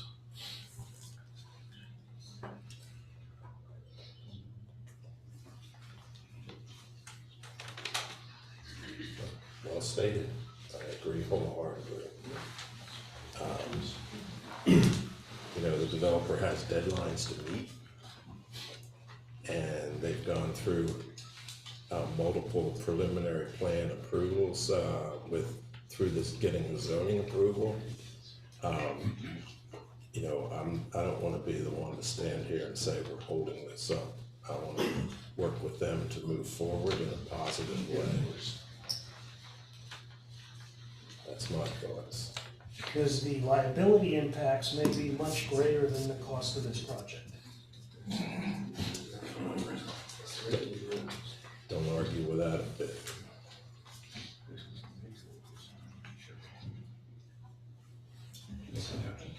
You made a motion? Not yet, I'm just making a statement. I just made a statement. Do I have a motion? Jeff? Mr. Green, one more time. You're asking me to outline what would be a motion to approve. So it would be a motion to approve the preliminary plan of the developer, Right Eversole, what we have been calling the Black Horse or the Pure Cycle site plan, conditioned on complying with all outstanding items, the review letters of Becker Engineering, Ritu Associates, and Tech as conditions of the final plan process, which would follow this preliminary plan. And completion of site and utility work agreement and development agreement, terms to the satisfaction of the township. Embedded in those agreements are some of the typical things that would be conditions of a plan approval, such as payment of all outstanding review fees, establishment of an adequate escrow, future review fees. Ms. Shank described some of the terms of the agreement would be a pre-construction meeting, various inspections, et cetera, et cetera. All of this to be compiled in a robust approval letter outlining each and every one of these conditions. I'll put that motion on the floor as stated by Mr. Cream.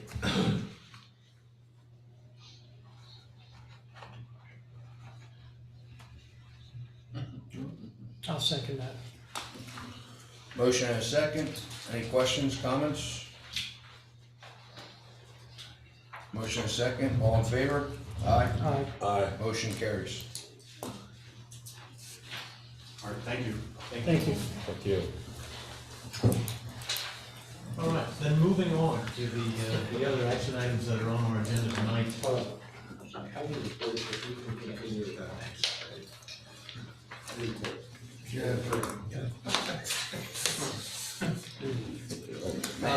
The next four are time extensions. I don't believe the village of East Cocalico is here. So if you don't mind, we can just move down through the engineer report and those motions that are before you tonight. So the motion tonight for Village East Cocalico, the motion to accept the written time extension offer as submitted by the applicant consultant dated January 30th, 2023, which will extend the deadline for action on the Village of East Cocalico final subdivision land development plan until May 14th, 2023. I'll make that motion. And I will second that. Motion and a second. Any comments or questions? Motion and a second. All in favor? Aye. Aye. Motion carries. Next one, very similarly, the Walner subdivision plan. The motion would be to accept the written time extension offer submitted by the applicant consultant dated February 1st, 2023, which will extend the deadline for action on the Walner subdivision plan until April 15th, 2023. I will make that motion. Do I have a second? I'll second that. Motion and a second. All in favor? Aye. Aye. Aye. Motion carries. The third one here is the Mount Zion Baptist Church. Just a little update there. Mount Zion did resubmit. They are now phasing their church project, so they have a phased approach. Did get the plan, did not have a chance to review it yet. They did submit a time extension request. Motion before you tonight would be to acknowledge and accept the written time extension offer as submitted by the applicant's consultant dated January 4th, 2023, which will extend the deadline for action on the Mount Zion Baptist Church final land development plan until April 30, 2023. I'll make that motion. I'll second that. Motion and a second. Any comments or questions? Motion and a second. All in favor? Aye. Aye. Motion carries. Okay, next would be Slatewood, Zimmerman Home Builders. This is a village overlay. You may have recalled this one, they come in previous time extensions. Based on recent correspondence with the applicant, they are looking to kind of wrap up some things on their end that will take decent amount of time. Therefore, they submitted a 9-month time extension. So the motion before you tonight would be to acknowledge acceptance of the written time extension offer as submitted by the applicant's consultant dated January 10th, 2023, which will extend the deadline for action of Sladewood preliminary subdivision plan until September 29th, 2023. I'll make that motion. I'll second that. Motion and second, any comments or questions? Motion and second, all in favor? Aye. Aye. Motion carries. All right, the following one here is actually a deferral request from the Gaiman's Mennonite School. The Gaiman's Mennonite School is located primarily in Brecknock Township. I believe in your packet in the plan set, but I wanted to highlight to you what portion of the property is in East Cocalico Township. So you'll see in Brecknock Township, Gaiman's Mennonite School is looking at renting a modular building that they have, temporary, some outdoor play areas, and building a larger gym, redoing some of their parking lot, doing minimal stormwater piping. The area of East Cocalico Township is this little snippet on the other side of Little Muddy Creek that is approximately 4,000 square feet in size. So based on their request that they had submitted, they had asked the township to consider a deferral of land and development and stormwater review to Brecknock Township for that project. So unless there's any additional clarification or questions there, I'll recommend a motion will be to approve a deferral of the review and approval of the Gaiman's Mennonite School preliminary final land development plan to Brecknock Township. I'll make that motion. I'll second that. Motion and second, any comments or questions? Motion and second, all in favor? Aye. Motion carries. I'll handle that.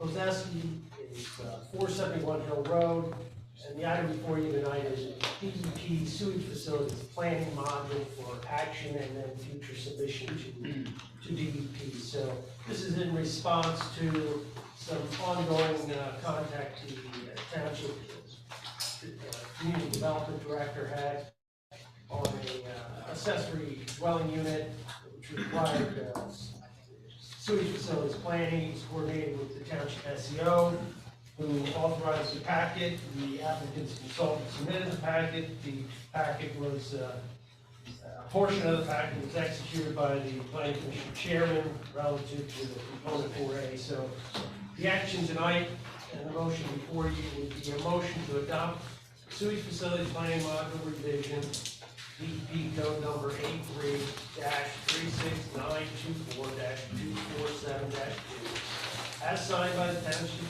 SEO and submitted by Burke Surveying Engineering Inc. for the Pozeski property at 471 Hill Road as resolution 2023-03, and authorize the municipal secretary to sign all associated documentation for submission to DEP for review. I'll make that motion.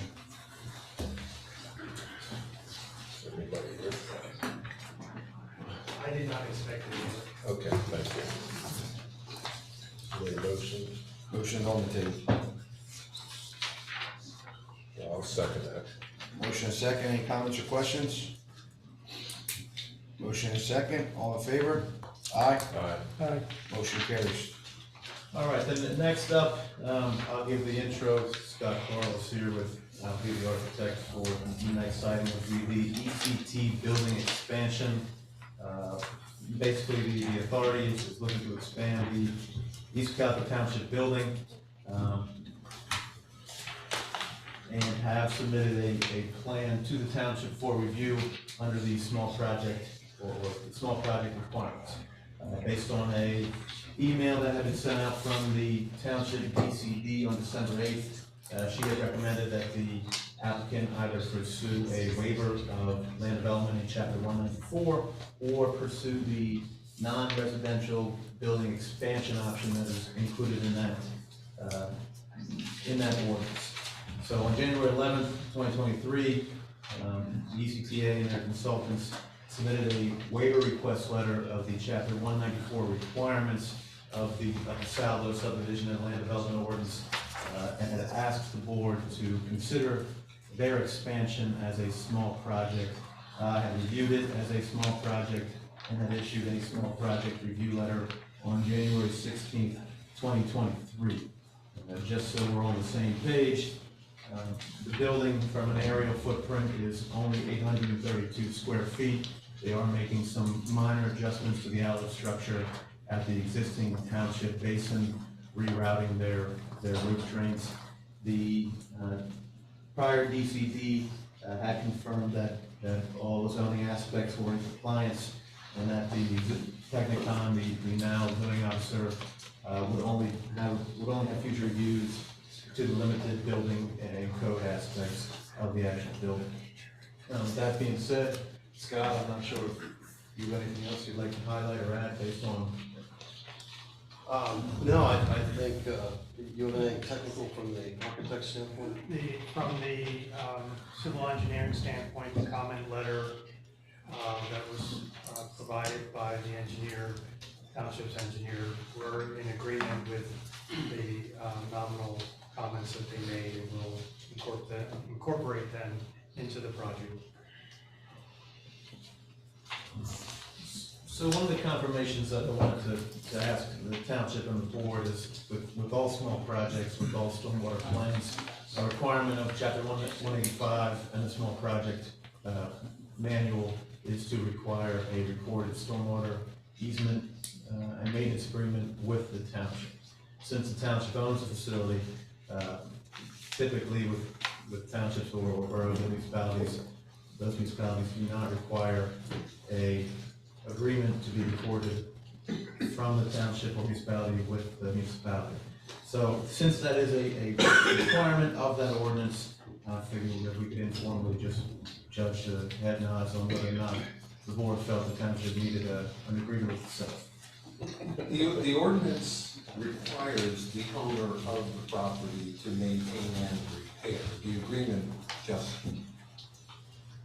is an explicit commitment in addition to the ordinance. So if you were to grant yourself this waiver, you're only granting a waiver of an agreement, not the obligation.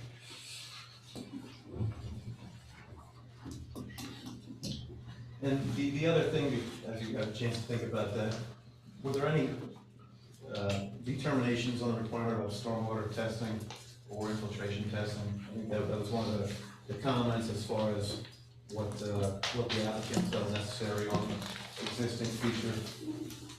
From what I understand, the existing feature has been there and functioning for decades, and the basin is for detention, and any residue of moisture in the bottom of the basin would infiltrate naturally, but there are weep holes in the lower part of the outlet structure that would be provided to allow it to completely drain. And that, with that understanding that it's the existing facility, the merit of soil testing was not considered of any value.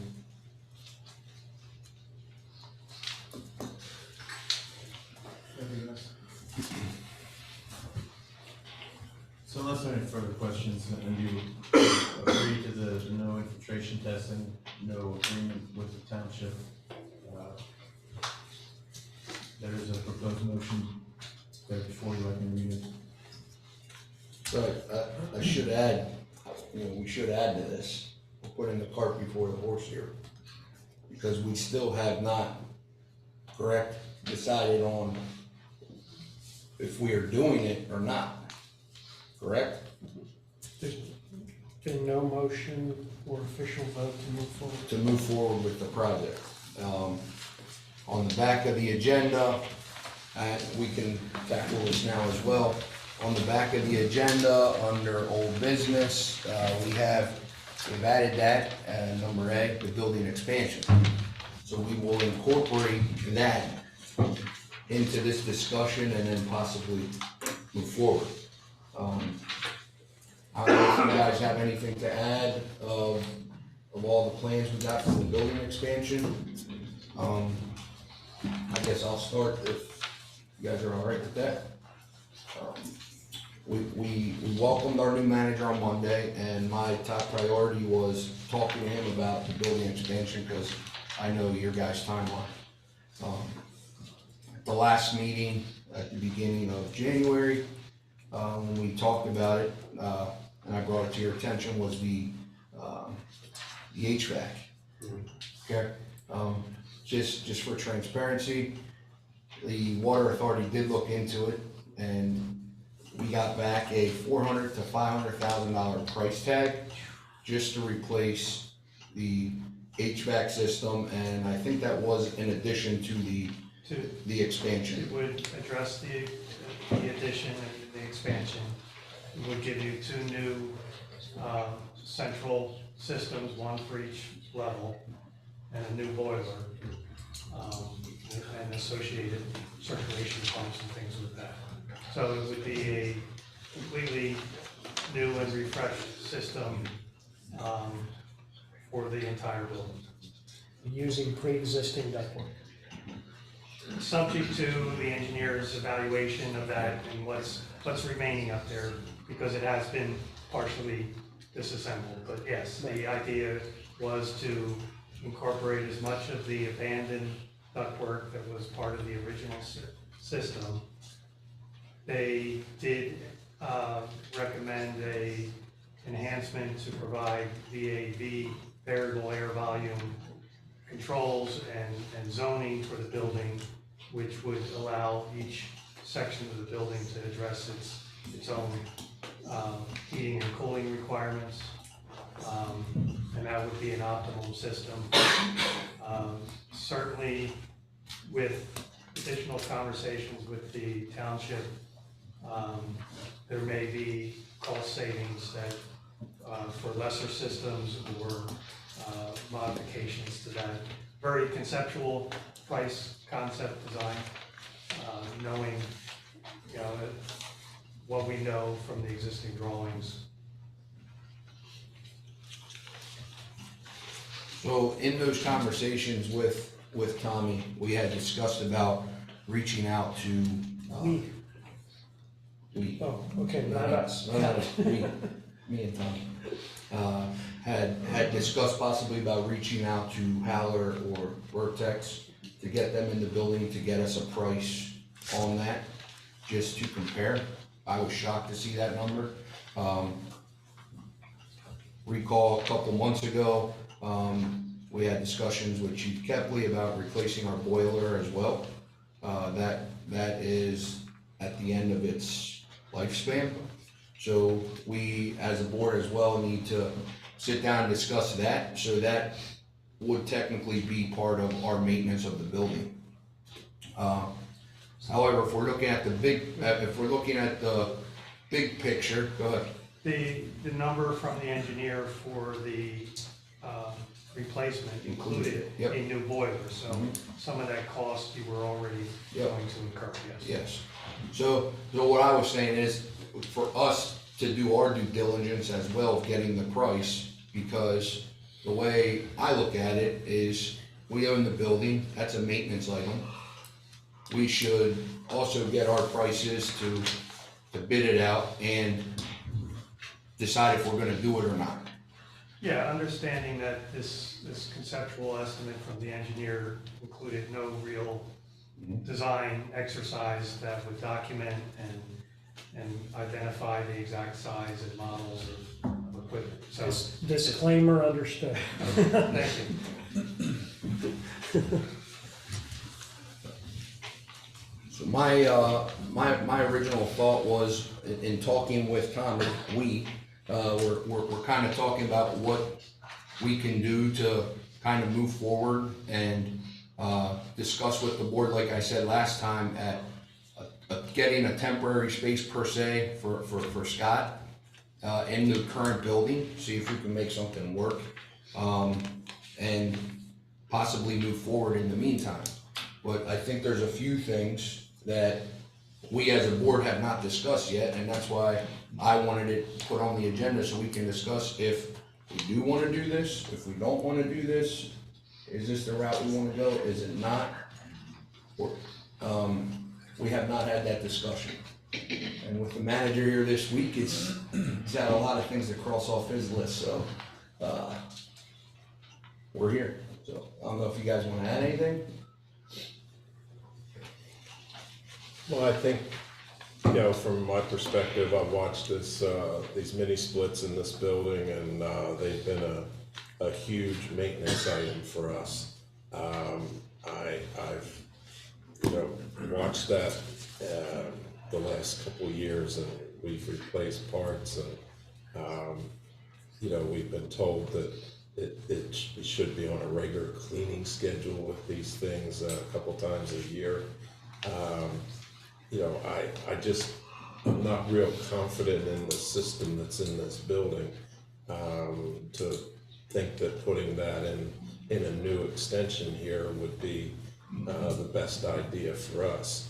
I'd like to see what we could, what kind of hard numbers we could put on putting the existing system that was here back again. You know, but I don't want to see you held up with your project either, that, you know, I think the square footage needs to happen on this building. You know, but this system, the heating, air conditioning system, I'm just not comfortable with it over the years, how it's performed. I'd like to gain some other expert opinions. So it'd be my thought to try and help you move forward with this expansion project, with the idea of letting us gain some more information on what we got and what our alternatives are to putting something together for the whole building. You know, I don't know if these possibilities exist, but that's what I'm throwing out to you fellas tonight and the board.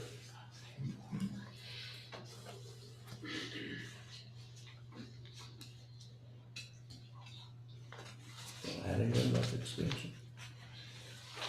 Good. Tommy, you've been quiet all night. The people want to hear something from you too. Hello.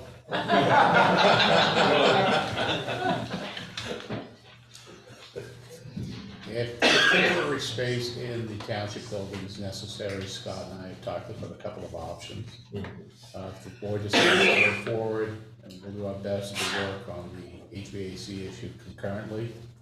But if the board would like to study some options on the HVAC, get a couple of really detailed analysis, we could do that as well.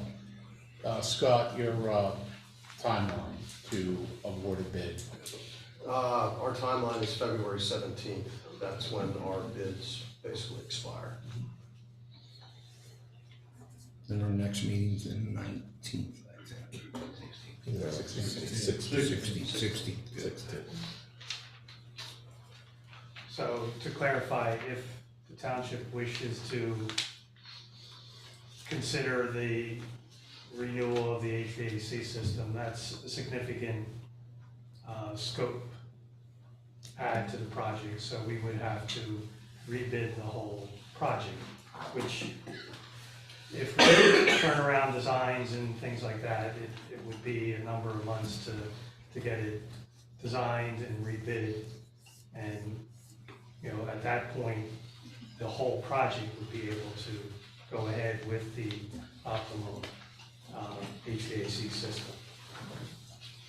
So it's an all or nothing design. Well, if we choose to proceed with the addition at this time before the 17th of February with the designed HVAC system, then we can release the contractors and give them a notice of award before the 17th, or on the 17th at the latest, considering that you have a meeting on the 16th. The other element that has to be considered by the township is the ADA improvements to the existing building, which involve the vestibule doors, the handicap ramps, and the accommodation of an accessible toilet So, again, to emphasize that if we say we're ready to proceed with the addition, with the HVAC system designed for it as designed now, independent, with similar split systems, we would still have to do the accessibility improvements in the existing building. I understand we would be able to do those as a change order to the contract because they're of lesser value, similar construction. So my comments on this are as follows.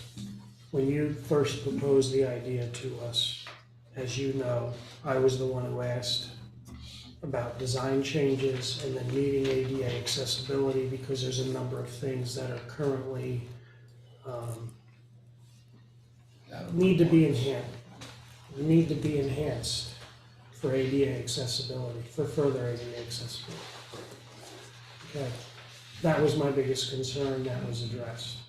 When I look at the heating system because the project and the scope of that project, from my understanding, is really self-contained in your portion of that building minus a couple of small items. Correct. And when I say small items, meaning windows, things like that. Okay, so we then added the question of boilers to their projects, their scopes, their bids. And we added the question of HVAC to their project, their scopes, your bids. Okay, so I think we should be handling that on our own. The only part of that of your project, as I call it, for sewer and water, that really affects us as a municipality at this point is related to the ADA questions that I had asked, which have been addressed. So really, that's the only factor, that's the overlap factor as far as I'm concerned. Would it be that you're looking to put the mini splits in the new section then, and not looking at all encompassing system for the whole building plus the new section? I would look at putting the mini splits into their new system, their new section, the way they bidded it out, so it doesn't delay them, period. We can always then look at adding mini splits or the furnace or new boiler and new HVAC for our portion of the building. Because for our portion of the building, Jeff, the way this was designed, we're gonna have to cut a hole in the roof to get access. There's no way to get that equipment out of there. It was never designed with an access. Correct. So, does that answer your question? Yeah, what I don't know is mini splits today, are they better than what we have in here currently? He's not an HVAC expert. I guess you're putting him in a bad spot. I understand, but that's where I'm at. I mean, we know what the issues we've had with these here. Are we adding the same problems in the new section? It's not that, mini splits are not the optimum system, obviously. They're an economical solution. Are they functional? Yes. And they do their job that they're supposed to. They have improved over the years, so they are getting better. There's more competition and quality built into them today. I personally have been very successful with the mini splits in residential environments. That's how I was gonna answer that question. Very comfortable. If you're heating a room, it's a room, whether it's in residential. Yeah. So it's your feeling then that there's better stuff there than what we have in this building? I think I agree with Lorenzo's assessment. I think we need to do a more detailed assessment that doesn't slow them down. And we do it in the confines of our portion, let's call it our portion of the building. Yeah. So if we take that component out,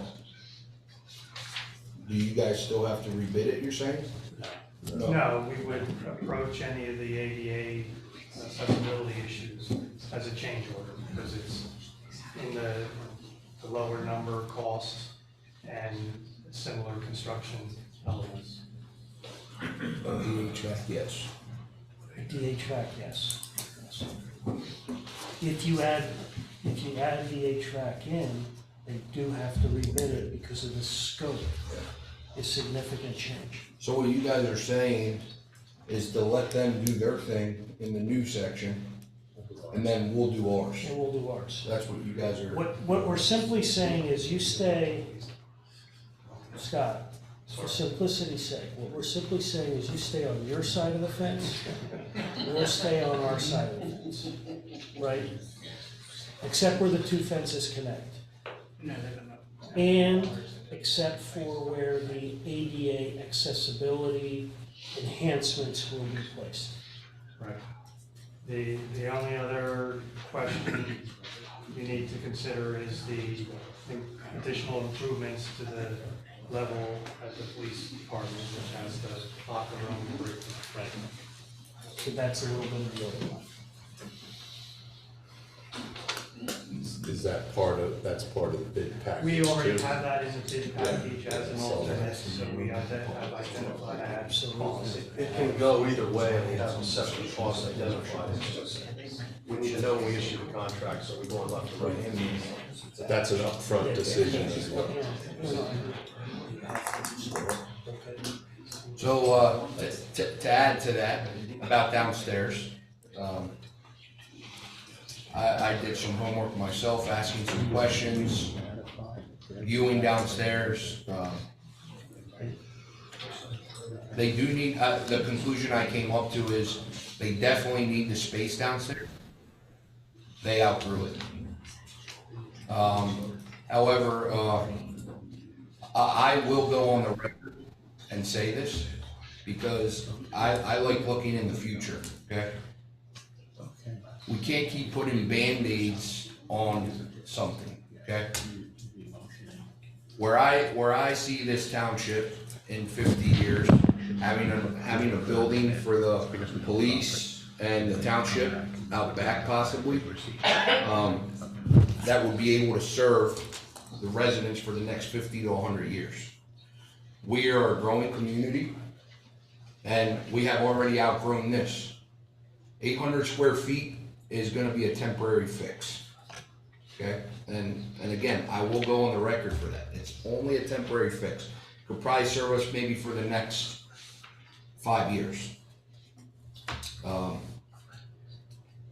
So in my research downstairs, and I talked to Chief Kefley previously, prior to him leaving, and then I talked to the interim Chief Savage. There was 2 plans, and I don't know if you have them there or not. If you wanna put them up here, go ahead. There were 2 plans, and there was a significant difference in price for downstairs. Roughly, I think it was like 130, if I remember correctly, maybe 160. 164. $164,000 difference for downstairs. Downstairs, it would be doing a new kitchenette, new locker room, new men's locker room, showers, and some storage area for staff. Let's call that the all-in. The regular concept was mainly just let's say storage. I forget how you worded it on your plan. Yeah, they're basically open spaces that would be either, assigned at the need of the police department for storage, staff space. Staff space is what you call it, yeah. So, and although that would be saving us a lot of money, the 164, the main reason for that cost is all the plumbing and stuff on a concrete foundation. Obviously, you gotta do a lot of, not foundation, but concrete floor, you gotta do a lot of excavating and doing all that. The plumbing, the lockers, There's an enhanced HVAC system for the locker room, Yep. ventilation and such.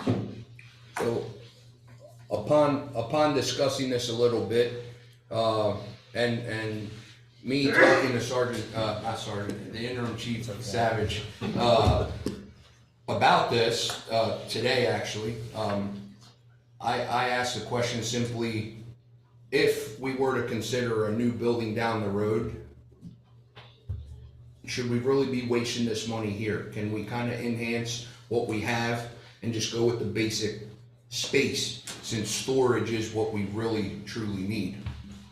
And, you know, it came to a conclusion that it could possibly fit right now.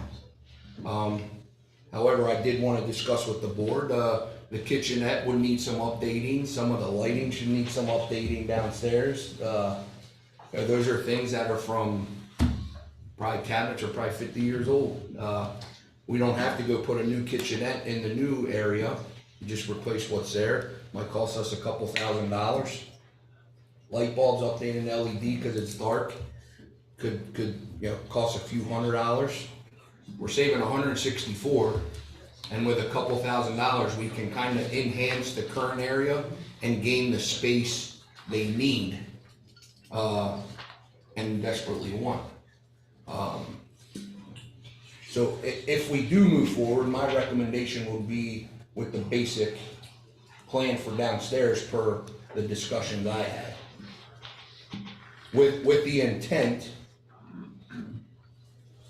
that we start planning now that we have a manager for the future for a new building.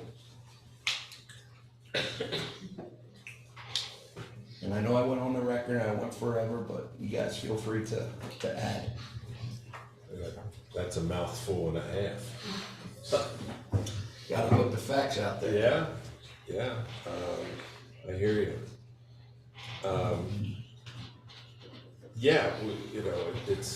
It's obvious that, you gentlemen, well, Scott, you've been here for a period of time, but even before you were, there was some lack of space in the building, and we've been talking about this for some time, getting you some more space. So it's got to happen, and when you start talking about enhanced space downstairs versus storage. You got one shot at putting in plumbing, piping, everything else is when the building's being built. Once it's there, that option's off the table. I share your vision that someday things are gonna have to expand here one way or the other with a lot of different directions. There's been many things talked about over the years. We're getting to the point where we've heard many development projects being talked about. There's more coming. We're growing in a bigger way. More housing coming. The police are gonna have to have a little more updated situation at some point. It's just gonna have to happen.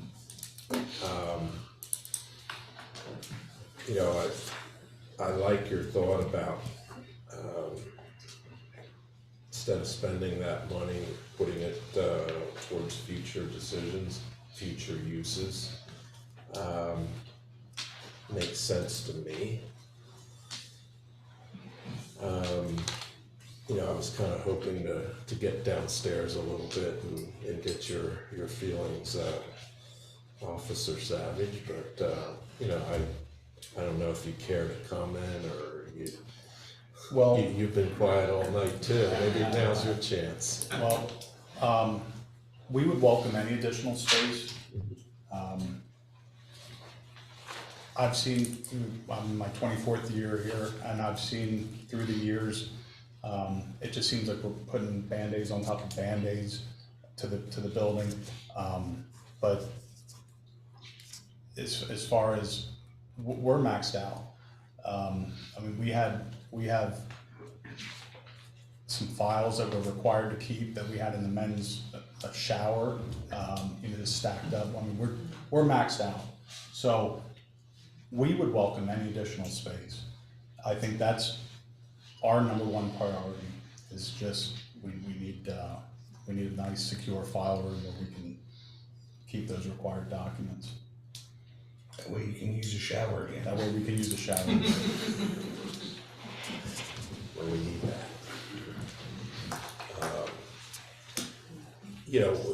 Is it your thought that your biggest need is storage right now versus kitchenettes or showers or new showers or? Well, you raise a good point as far as the construction, and that's the time to put the plumbing in. That's what the long-term goal is.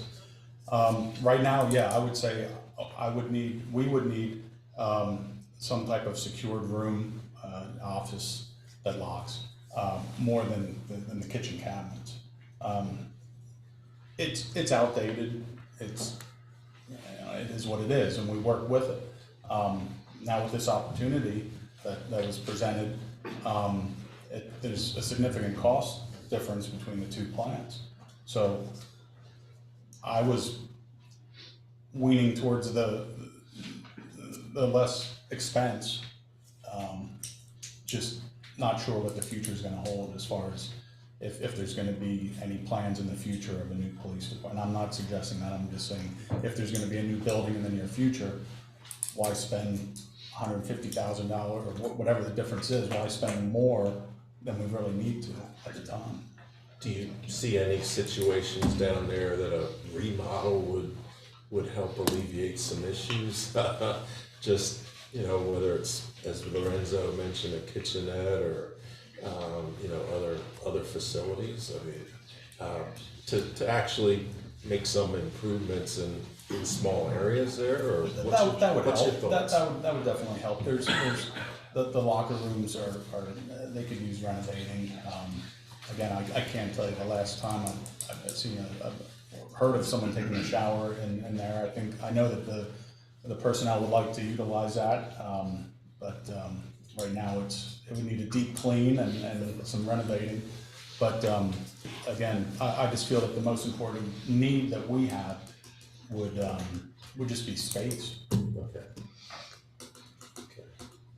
Well, it seems to line up a little bit with your thoughts about no plumbing and storage, conference rooms idea.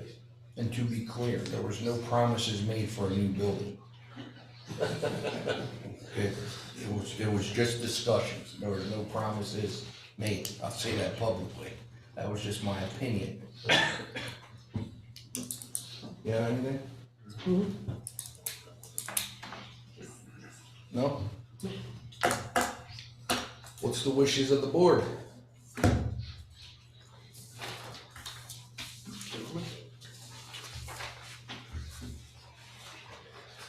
Well, any further thoughts, Tommy, over there? Nope. You're all in.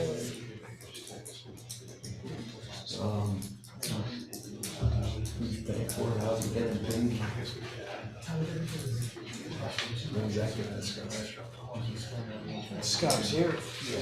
They discussed it during the meeting. We just announced it. Do you guys wanna add anything about the funding of the project, kind of your thoughts, what was said in our informational meeting? Do you guys wanna throw that out there, or?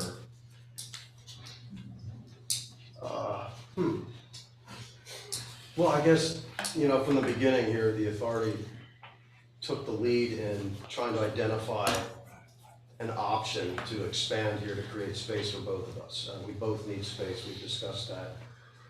We came up with what we thought was the best option. We bid it two different ways to give everybody at least something to think about. Is it $1 million, is it 500,000? At least we got true bids. We identified the alternate to do the enhanced space or to do the creation of just general space for storage or whatever the sergeant would need downstairs. I think we have all the pieces together. The authority has taken that on from the beginning, all the design, all the bidding. I think we're in around $100,000 already. We're willing to go forward with this from our standpoint on the project, taking on the brunt of the construction, managing the construction from a design and engineering standpoint. All the shop drawings, submittals, construction management will be done between myself and David. So I think we're again willing to take on more of the brunt as the project goes forward. But we can't really go forward unless we know there's a lower level that we can build on top of. So I would think, you know, the ADA piece, we've generally discussed, that's a function of this building complex, which has been discussed. There could be some enhancements to that through this process. I think that would be more of a township building function. Again, I don't know what the exact numbers are, but I think the authority is willing to move forward in a strong function like we have to date.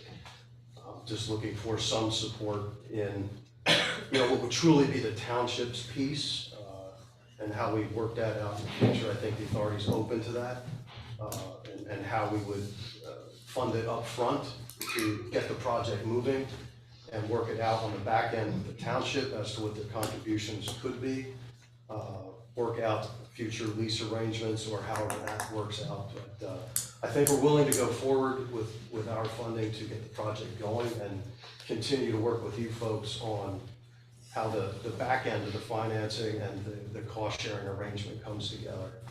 I don't have all the details right now, but I think we've demonstrated we're trying to work together here. We all need space. We've outgrown the building. I mean, we're sitting on 600 square feet in the right front corner of the building now. We're choked. So this actually, you guys were talking maybe 5 years for you. I mean, for us, I think this would take us 15, 20 years. I don't see another expansion for us because I'm gonna go from 600 square feet and add another 900. So I'm over doubling what I need. I'm gonna get a conference room, lay down area for drawings. I mean, we can't even function where we are now. We have files stored off site because we just can't keep our stuff here that we need to have. So this would take care of us in the long term. And you know, the beauty of it is staying here and working with the township rather than going somewhere else. It's the most cost-effective thing for us and our ratepayers, and to be able to team with you folks and both of us accomplish what I think we both need is space. That's our ultimate goal, and we're willing to continue to take the lead. Let me say that from a management, leadership, engineering standpoint, and most likely financial standpoint, without stating specific numbers. Gentlemen, any thoughts on funding or anything of the project? Oh, I think Scott just laid it out that they're willing to start and move ahead with front loading the money, with us coming in on the back end in one way or the other. You know, I look at these ADA improvements, you know, I guess they're gonna be costly. There's gonna be some significant money put into that. I think they had an estimate around 30,000. Yeah. 35. And, you know, there again, it's our building. You know, why wouldn't we be paying for those improvements to our building as a way of helping out, pulling part of our share of it? It's a little bit of where my thought process is. I don't know about you.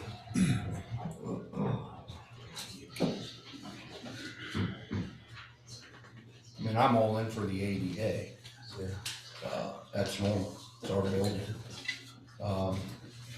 However, not being able to have a in-depth, more detailed conversation with the manager, financial, see where we're at, where the money's gonna come from, how are we gonna fund it. in a way, you say, well, they have the original, they have the funding to start the process, okay, well, where's the rest coming from? You're gonna let them spend 300,000 and then you're gonna say, yeah, these are things that all need to be hashed out now. From our standpoint. From our standpoint, as a board. Where's the money coming from? There ain't no more trees outside.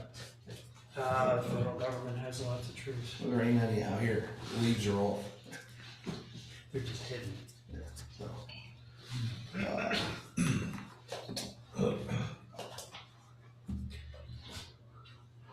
you have any comments? Well, when we met with you, I believe we had discussed, and I believe your board, one of your board members had mentioned the fact that to get the project going, you would initially look at covering the cost of the entire project, right?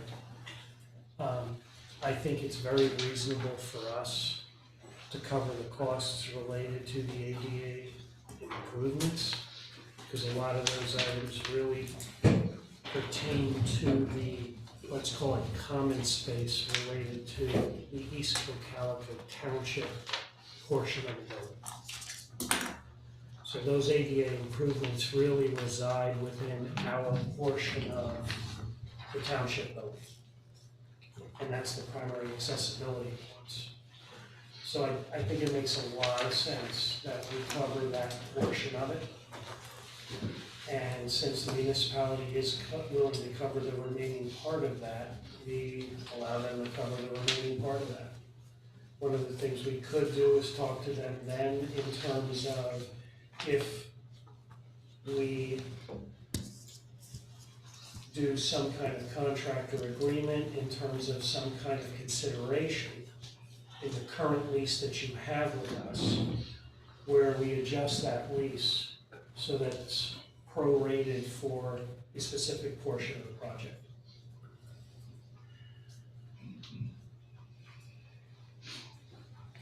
Because that doesn't impact our budget for this year, number one. Okay, that's number one. That was brought up, so that's. So it does not impact our budget.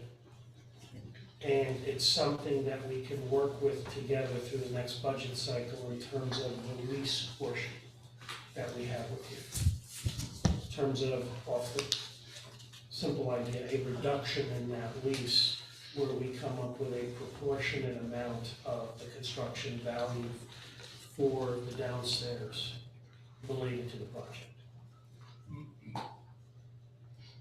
I think we absolutely pick up the ADA portion. Poor Tommy, he's gonna lose space out of his office, but welcome. He doesn't need it. Welcome. Depends which one he picks. So that's, The one he did pick. It's only half of it, and that's still double what I have. You're right, you're right. You I picked it 3 times. You can't complain. so that's my thoughts. I think we're unanimous on the ADA portion here, of us picking that up.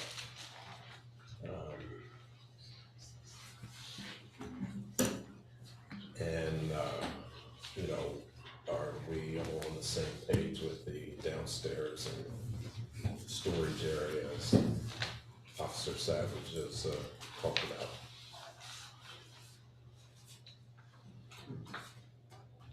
I'm okay with that, with the recommendation, yeah. So you have motions to make. Go ahead. You wanna talk about that waiver now or after? I think it would all fall into the same category here with multiple motions for the same project essentially. I think the first motion we should make is whether we will proceed with the addition onto the building. Let's at least do that, okay? Yep. And clarify in the motion then our commitment to the ADA portions. You're already saying it, so you might as well make the motion. Go ahead. Go ahead. So I just made that motion then. So I'll make a motion that we work with the water authority, for the water authority to go ahead and move forward with their building expansion. And that East Cocalico Township will commit to the ADA portion of that project from a financial consideration perspective. I'll second that. Motion and a second. Any comments or questions? Yes, sir?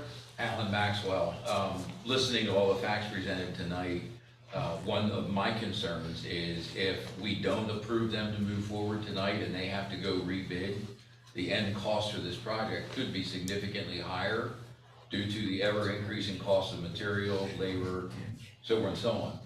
So if they have to go out and rebid it, it could actually add cost to the project, to what we're currently looking at.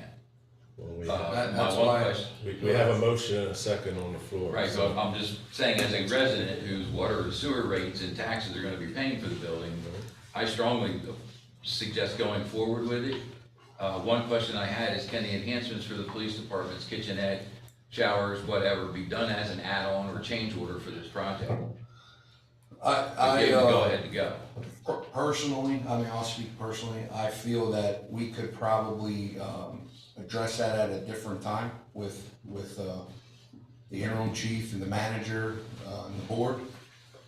Right now, the main focus would be the big overall project. That's just, Building maintenance. pretty much just maintenance, what we have discussed on the old part, so.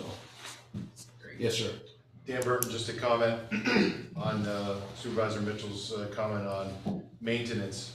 As this building is built, it will become part of the maintenance of the township as well. And so we also heard comments on plumbing and such into the new floors. My thought would be to consider running HVAC into the new portion of the building so that when this is serviced and maintained here, it can be easily tied into the new portion of the building as opposed to using splits. I don't think you'll have to rebid all of that, but it's a lot easier to run HVAC, at least duct work,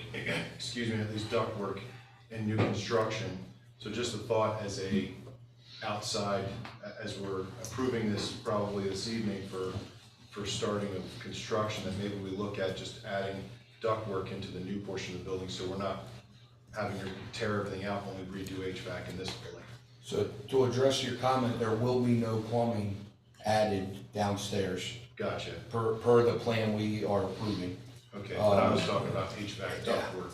HVAC in the current project is, the splits, Systems. just in that part. If I understand what he's asking is, we would have to construct it with the split systems, but he's suggesting go ahead and add ductwork that could be then connected to the central systems in the main building and serve all those main systems, and the split systems would be abandoned or removed at that time. It would be a cost productive thing to do now in construction than to go back and actually work to later construction. I don't know that it would be a cost savings, because you're gonna have to rebid it, it's gonna be a substantial change in scope on their bid, as we had discussed before. Because the problem here is the unit that's in the ceiling, that's right above your head. Well, no, They if I didn't understand, provide access for it. That's not what I'm talking about. So there's ductwork up there already now. I'm talking about ductwork in a new building. we just serve the new building, put a T and stop it at the wall, at the existing wall. And then when you do your major system, we cut a hole in the Understood. structure. Right, But- and can that be done But with then a you have a change system, order? but then you have a system you have to size for that additional space. You're gonna be doing it anyway when you're redoing the HVAC in this building, which we're talking about having to be done anyway because the split systems aren't working. So when you redo the HVAC in this building, we are now absorbing the maintenance on a new section of the building. Would it not be cost effective to now just put ducts in the ceiling through construction that we can tie into when you redo the HVAC here? That may be a year in advance, but it would be a lot of savings other than going back and doing the ductwork later. That's all that was just a changer, just a thought of thinking ahead into the future from an HVAC standpoint. My understanding, the unit that we have in the attic here, that service is just upstairs. Correct. Downstairs, you have a totally different, AC unit, and you have a couple thermostats in every room that controls everything. Correct. If we would do that, they would have to rebid the whole entire project. If we are eliminating, it changes all the scope of their work, and they will have to go rebid it. We just heard they're $100,000 in. Rebidding, it's gonna have more cost increase, probably labor and material and everything. Can I ask a question? Would you have to rebid it if you just threw ductwork in while you're doing the construction as a change order? It would obviously be a change order, but I'd have to kind of develop an idea of what that cost would be to say, okay, is it, this, with the split systems, the whole mechanical contract at this point is only $46,000.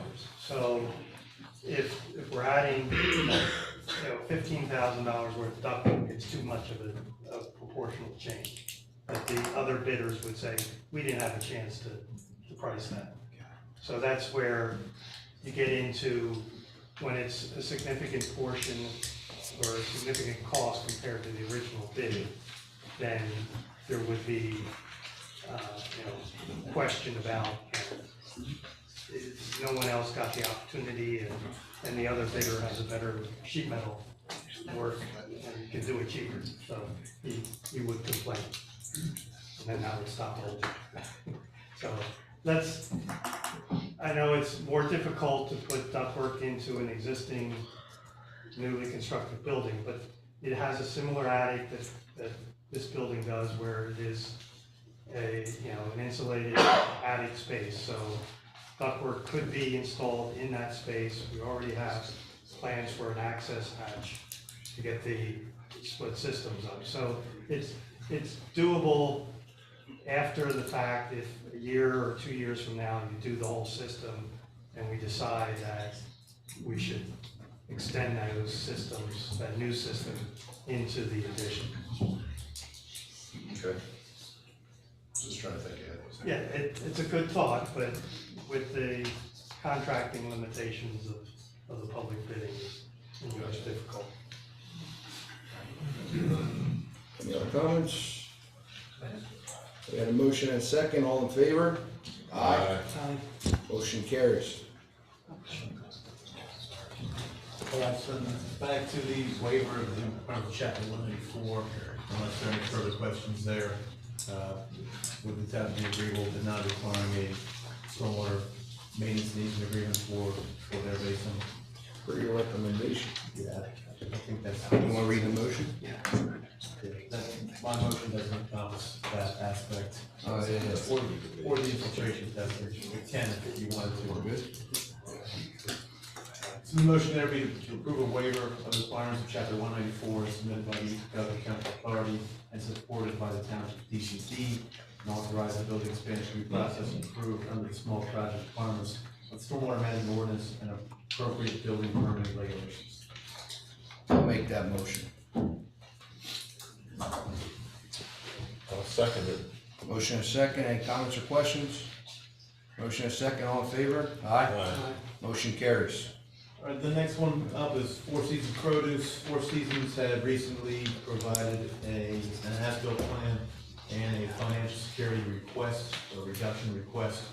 We processed that information, processed the as-built plans. Actually, just today or yesterday, we formally acknowledged approval of the as-built plans. They do have some things to fix on one of their basins, and some other very, very minor aspects. But the basin is the large chunk of the remaining security. Four Seasons did express interest in closing their letter of credit, similar to other applicants that have come in. Basically, the motion is worded appropriately based on that prior wording. But essentially how that works is, depending on the board's action, the applicant will then pursue a check to the township and escrow, request their release letter of credit. That's how this motion is set up. So that being said, unless there's any further questions about Four Seasons and remaining items, I can read the proposed motion before you tonight. That motion be to authorize a $231,492.34 reduction in the current land security being held by the township of Four Seasons Produce preliminary final land development plans, resulting in the remaining financial security being reduced to $9,132.82, and to authorize the release of the existing letter of credit conditioned upon a cash escrow being established in the township by Four Seasons in the amount of $9,130.82 to be retained as the remaining financial security for the project. I'll make that motion. I will second that. Motion and second, any comments? Any comments? Any comments or questions? Motion and second, all in favor? Aye. Aye. Motion carries. Next item on the agenda is CB Development, identified as being School Road, and the topic is rezoning presentation. I'll give a little overview. There are representatives of the applicant present tonight. This applicant had contacted the township a while back, requested an opportunity to have a pre-application discussion to express their interest in pursuing a possible rezoning of a portion of a property along Gaming School Road, specifically 756 Gaming School Road. We did have a pre-application meeting. Obviously, at that point in time, we provide no recommendations or suggestions as far as opportunities for success with any rezoning options in the future. We simply provided updates on background regarding that area of the township and other items to consider if a project were to proceed to land development, maybe flag additional items we saw as key issues related to that specific area of the township. So with that information provided back to the applicant had indicated again to the township that they'd like to approach either the planning commission or the board with additional discussions. We had indicated the first step would be to come to the board and determine if the board had any interest in entertaining this request and requesting further consideration by the planning commission or others, or take it under consideration for future thought. So with that said, I'll turn it over to the representatives tonight. I don't think we ever promised they'd be first on the agenda. We won't be long, keep it brief, get it on. We are quick. Welcome. Thank you. My name is Andy Baldo. I'm an industrial developer based in Berks County. I've been doing industrial development about 20 years in Pennsylvania. Ranging from a 90,000 square foot building, we're doing Lehigh Valley, to a 1 million square foot building, we're doing north of Scranton. I'm here with my colleague and partner, Matt Close. We brought our design engineer, Steve Walsh from Dynamic Engineering, to help us out with, address some of the comments. The pre-application meeting was very helpful. Not all townships do that, but it gave us a little good guidance and a little something to think about. So last summer, we met with the landowner. We came up with an idea and a concept, and we called folks and we sat down with them and said, is this even possible? What's the receptivity of this with the township? These are not always an easy thing to go about. So if page 4 just shows the location of the parcel, which is just for identification, it's bound by Stone Hill Road and 222 to the north, and David School Road to the southeast. It's a 43-acre parcel, currently zoned agriculture. Our concept plan that I'll let Matt go into a little bit different, just to see what this project look like, would be to only rezone a portion of that. We would keep, the proposal is to keep 20 acres agriculture to the east, and the 23 acres towards Stone Hill Road, we'd be looking to zone out for light industrial manufacturing, warehousing uses. The plans in here are high level at best. We haven't done any intrusive work. We just really look for some honest feedback. You know, you seem like an open and honest group of folks here, so I'm glad I started from the beginning of this. It gives a lot of good insight about what's going on here, what's important to the township and residents. So that's the quick overview of who we are, and we're not looking for anything here at all except for perhaps some guidance or perhaps some next steps, and anything would be appreciated. So if you want to just talk a little bit about where we are with zoning and adjacencies. Yeah, absolutely. To touch a little bit on what Andy said, we were proposing a subdivision, and we met with the property owner and decided this was the best route, really for a few reasons. As Andy mentioned, the 20-acre farm will remain a farmstead per ordinance requirements by continuing to be 20 acres. So we wanted to make sure that they were able to still remain a farmstead and didn't have to technically be rezoned in any way. It also allows for an easy continuation of the zoning district, the industrial zoning district, without really affecting the agricultural region towards the Brecknock Township line. Just a few other aspects on our reasoning for this. This area is in the region designated for development and growth. We realize it's considered the gateway to Lancaster County, economic gateway. Also realize that agricultural land and preserving it in Lancaster is important. But we felt that by subdividing, we'd be able to really do both of these things. Create, a beneficial development for the township that could help drive the economy without taking away from the rural nature of this region. One thing to note, and I did include it, I think it's page 11 of the packet, I don't have it in front of me, but I believe this property was actually zoned industrial in 2002.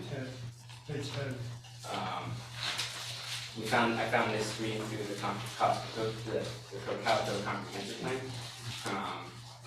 Just wanted to make that known, and I wasn't sure why it could have been rezoned or if it was a mistake, but we noticed it and thought it was worth pointing out. So the specifics of the property that you can see, we're looking at a 324,000 square foot warehouse. Specifics are to be determined in terms of car parking, trailer parking, and dock doors. But you can see it's about 160 or so parking spaces for cars, trailer, and dock doors are all in the 50 range as well. Worth noting that this property has public utilities. There is a 8-inch sewer main that runs parallel to Stonehill Road and along Gaming School Road. I believe you see a little outline next to the farm. That property was sold by the current farm owner to the municipality a few years ago, and it's a sewer pumping station. And there's also a 10-inch water main that runs along Stonehill Road. So in our pre-application meeting, I felt like there'd be no issues with accessing public utilities. Obviously, we would need to confirm capacity going through land development, but initially it seemed like that would be feasible.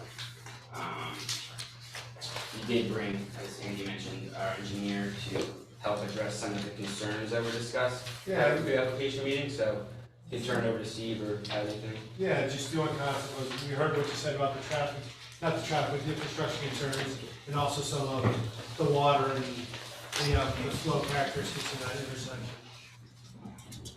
The plan up again, Steve Walsh, Dynamic Engineering, the plan up on the screen there is a little bit outdated. We have a couple handouts here. I can put a board up as well. Part of the feedback that was provided, let's take a look at the roadway, I think. So I wanted to talk through that kind of first. I know top sheet I gave you there is generally the plan on the board. As Matt mentioned. Those are extras, if you want to pass them around.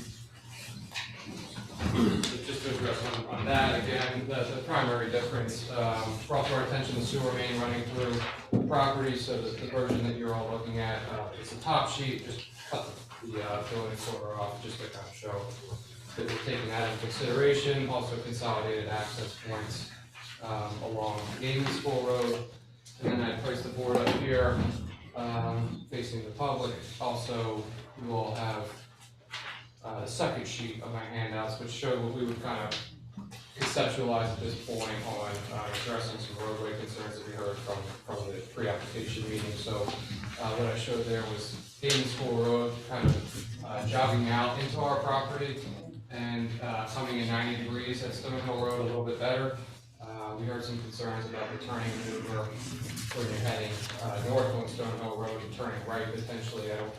I don't know that there's substantial development to the south that would be driving industrial traffic up the Stonehill Road past Skating School, but wanted to take it into consideration. So again, I think there's an opportunity here to improve the intersection with a minor adjustment, accounting for that into our property, which I think would be a benefit again to Matt's point. Certainly planning perspective, not much to move that line into our property to align with our subdivision, if you were so amenable. The other part that we heard from staff was this road tends to see some flooding and potential cresting of that road. You saw the condition of the pipe there, looks like it's nearing the end of its usable life. I think in realigning the intersection, we would also plan to address that, upsize it, if you can, and kind of manage the drainage there a little bit better. Understanding township has a floodplain ordinance that will have to go into a more detailed study. I think it's pretty close up here, so. I think with that, we don't need to go too far. We throw in a lot at you. Really, we just want to introduce ourselves and introduce a potential project to this board as a manager of the solicitor. We also ran our own economic impact statement. We're happy to get that over to you to see what the potential benefits could be from a tax perspective and a job creation perspective. It's our work that we use referable sources. We're happy to share that. And our goal here is just to give you some information for consideration, and all we can ask for is, your honest reactions. That's now or sometime in the future. Hey, Matt, I have to check at my office. You have the Toms River location? No. No? No, maybe there's 3 guys in our firm. Okay. Yeah, I work out of Allentown, he works in the other office in Wyomissing, C&D Development. You're talking about dynamic engineering? I'm talking about, the engineering. Oh, sorry. Yeah. You're at Toms River on the coast. I have to check my records.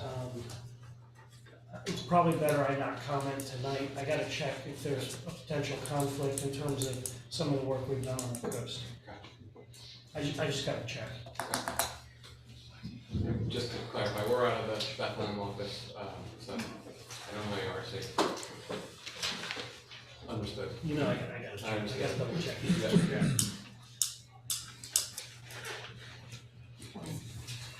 My initial thoughts would be, would you guys see a potential issue with, there's a little bridge there, any issues there?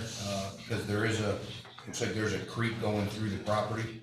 So you're talking the culvert at the intersection, correct? No, I think or further down. the bridge. Right there. Yeah, right where there's a bridge there. Yeah. And that floods out there.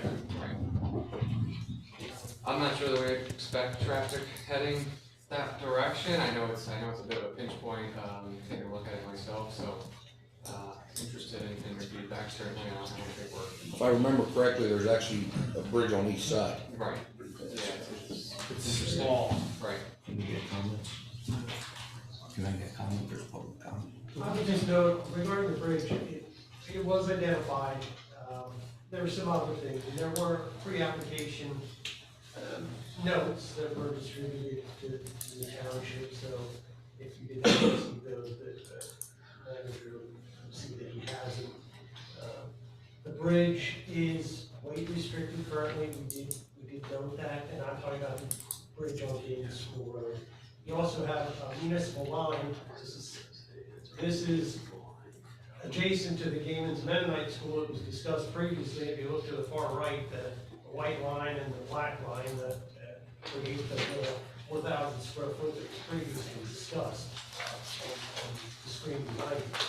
So it is the adjacent property there. So it does involve Rocknock Township.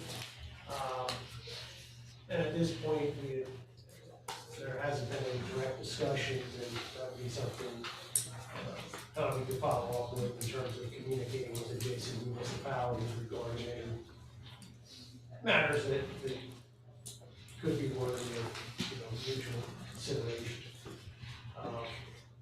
There was the riparian buffer zone that was highlighted. We also discussed that Stonehill Road has some vertical and horizontal alignment concerns as you start to head towards Brecknock Township. There's a kind of an abrupt vertical drop as you approach the Gaiman School intersection, which creates some sight distance issues.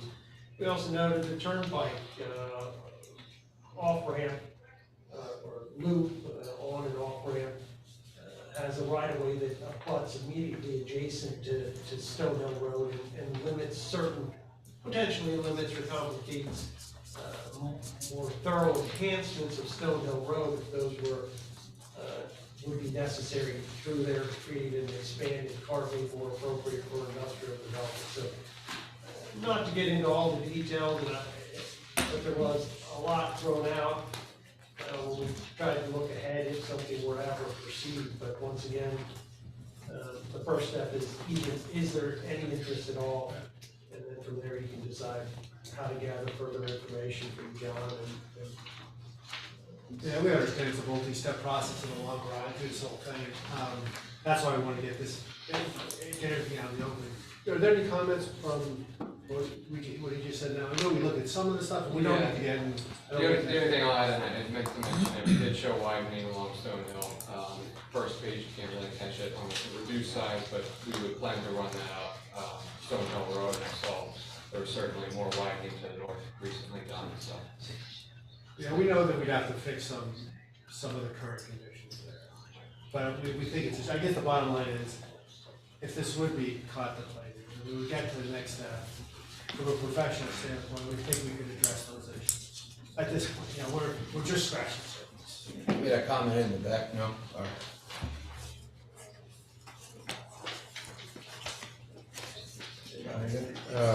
Maybe for Brent, I'm a little puzzled why there would have been a zoning change forward and back on that years ago, or are you aware of anything there, or? I don't know that I'm aware of any specifics, as is done when you have a comprehensive rezoning of the entire township and looking at an updated ordinance. The committee that did that, the planning commission involved at the time, and the board, the consultants, within Harry Roth, certainly would look at parcels, especially on the perimeter of certain zones to determine what seems the most appropriate at that time. If I had to speculate, it's probably as it's transitioning from the developed areas towards the agricultural areas adjacent to Brecknock, and determined that for some reason or another, the appropriate limit, as they saw it at that time, was pulled back from where it previously was. Yeah, I think our only reference to that was a county thing, right? It was in the Cocalico comprehensive. Yeah, that's our one, we couldn't find anything beyond that. And I guess what we found, I agree with the transition process, and that was kind of our goal here, to not do the whole thing, just propose something so there's still a 20-acre transition over to the township line. One thing that, just to touch on the bridge aspect, and this isn't an engineering answer, it's more of just a logical answer from our perspective. People leaving that facility are gonna wanna get to the highway, trucks, cars, as fast as possible, so heading towards Brecknock isn't necessarily the easiest or fastest path to getting anywhere. So our point is we don't expect major traffic over that bridge, not that would stop it, but. I was just highlighting some I was gonna local historical background. That's not in the traffic stuff? Well, there's been other claims that trucks would not, and should not, Yeah. will not travel on roads that aren't appropriate or are less convenient, and inevitably they do. Right. Yeah, I mean, the owner said they drive on it now. And I have the same experience in the townships that I represent. And Whether it's GPS guided or other reasons. And when we make a complaint about the neighboring township's trucks, the answers we get are, well, the traffic study didn't show them going in that. Or there's a direction. sign that says no trucks allowed. Yeah. Right. Fair enough. Literally, yeah. Yeah, I know. The other thing that we're experiencing is that PennDOT has some doubts about those traffic studies. The approvals I've been seeing are requiring post-construction traffic assessments to bear those out. Right, and starting to take a look at the warehouses now, and required post-development type studies, because again, with the GPS units, and you have places in the township that are oversigned for restrictions and trucks making turns, taking utility poles out, et cetera, and it's always just they call the GPS, they're not from the area, coming in, and again, that bridge is weight listed at 16 tons, the intersection of Gaming School and 897 is somewhat suspect, that intersection, and again, 897 is a 3-digit SR, it's on the map, can be used, so if somebody coming that direction, they get there, what are they gonna do? They're not gonna go up to 272 and, work their way around, they're gonna come that way, so it's, as much as you try to design these things and put restrictions on whatever you can, it's just the nature of the beast of some of these, and again, not knowing who the final tenant is here, who the drivers are, trucker GPS versus non-trucker GPS. It's just the fact of these things, and we do enough of these studies too, and we say we're gonna do X, Y, and Z, but you just don't have control over it at some point. I'm sure the chief and his folks understand that with the other warehousing in their township now, and concerns with trucks parking and not being able to use the gates, and, on roads they shouldn't go on, Reedstown Road, I mean, you see it, I don't have to tell you anymore. Yeah. I think we look to physically restrict it as much as we can, that's all I can say. Yeah, what's the realities of these, right? But I think from the stuff that you brought up, I know you haven't had a chance to look at this at all, but I think we addressed some of those concerns. But that's all, we just want to introduce ourselves, right, and get a sense, and, appreciate your time. Thank you for coming. Okay. We have a question in the back. Just a quick question, comment. Alan Maxwell. You had mentioned that it's a 324,000 square foot warehouse with approximately 200 plus parking spaces for trucks and cars, correct? Did I hear that correctly? Yeah. That is situated on roads that in no way, shape, or form were built to handle trucks like this. Anyone that's driven Stonehill or Gaming School Road knows that. Those roads will deteriorate very, very quickly. Do you have an estimate of how many trucks coming in and out of there a week? I do not at this point, no. I have an estimate on the peak hour numbers, about 10 trucks per hour, but it depends heavily on the use. 10 trucks per hour for a 324,000 square foot warehouse. A peak hour. And Alan, I can tell you, so we're in every municipality I represent, that question gets asked. Yeah, well, I'm just concerned, I drive those roads and they're not designed for trucks. They're gonna deteriorate and then we'll end up footing the bill because they're township roads, correct? I would suggest to you, that's why PennDOT has some downs, because the ITE manuals estimates on trip generation just don't seem to jive with the size of the structure. My big question is, do we need another 300 plus thousand square foot warehouse that doesn't benefit the families of the township? It's gonna help the tax base, I get that, we get the benefit from the tax base, but once this building is built, the three gentlemen sitting here will never have to deal with the traffic issues that are gonna be generated by it. Same thing with the Pure Cycle people, once it's built, they're out from it. So we need to look at that, I think, in my opinion, as a resident, and really consider if that's gonna be the best move for that area of the township. Thank you. Thank you. Just to clarify, any rezoning is not for a proposed use, but for anything that would be permitted under that zoning district. No, we haven't even thought of those details, to be honest. This is just an introduction. Thank you. Thank you, guys. All right, next up would be Memory Gardens. Claudia, welcome back. They want to stay here for the Well, yeah, just now. I don't know if you have access. I haven't worked on it. I apologize, I should have passed it. I didn't even think about it. Bills by the hour. She bills by the hour. But you just heard that, go ahead and talk about it, right? Claudia, if you would go into that, you can see the We got to think about that.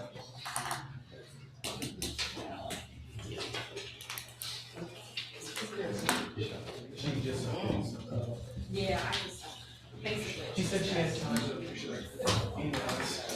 I was like, oh, no, she's here.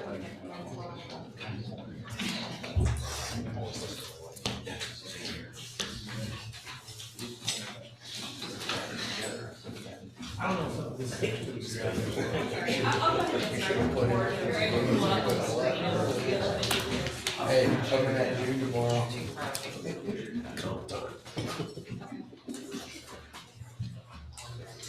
Good evening again. Good evening again. Again, Claudia Shank with East Walls and Merrick. The project that I'm here to present this evening to you relates to a proposed rezoning. Here on behalf of Four Seasons Produce and Cherry Place Properties LP. I'm joined in the back by David Hollinger, who's the chairman of Four Seasons, and Jason Hollinger, who is the president and CEO of Four Seasons, and both are very patient. We are here just to present a concept to you for a potential rezoning with some property that Four Seasons is looking to acquire. If you turn to the first page in your packet, and hopefully we'll have it up on the screen in a second, also in the board in front of the room. This is an excerpt from the tax map, and you can see at the northwest corner of the intersection of Reading Road and Wabash Road, that's the current Four Seasons facility labeled as Cherry Place Properties. That's the real estate entity that owns that facility. Across the street, at the northeast side of the intersection, Four Seasons Cherry Place also owns the property that's located there as well. Adjoining that property to the north are two properties that are owned by CMS East LLC. So first, there is a roughly half-acre residential property. I say a residential property, it's improved with what appears to be a residence. They use it as a business office.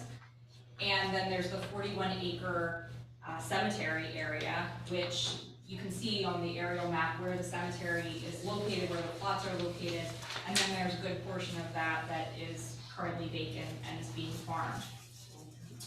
So Cherry Place Properties entered into an agreement with CMS to purchase that small half-acre lot and then to subdivide an 18.8 acre portion off of the south side of the larger 40-acre property.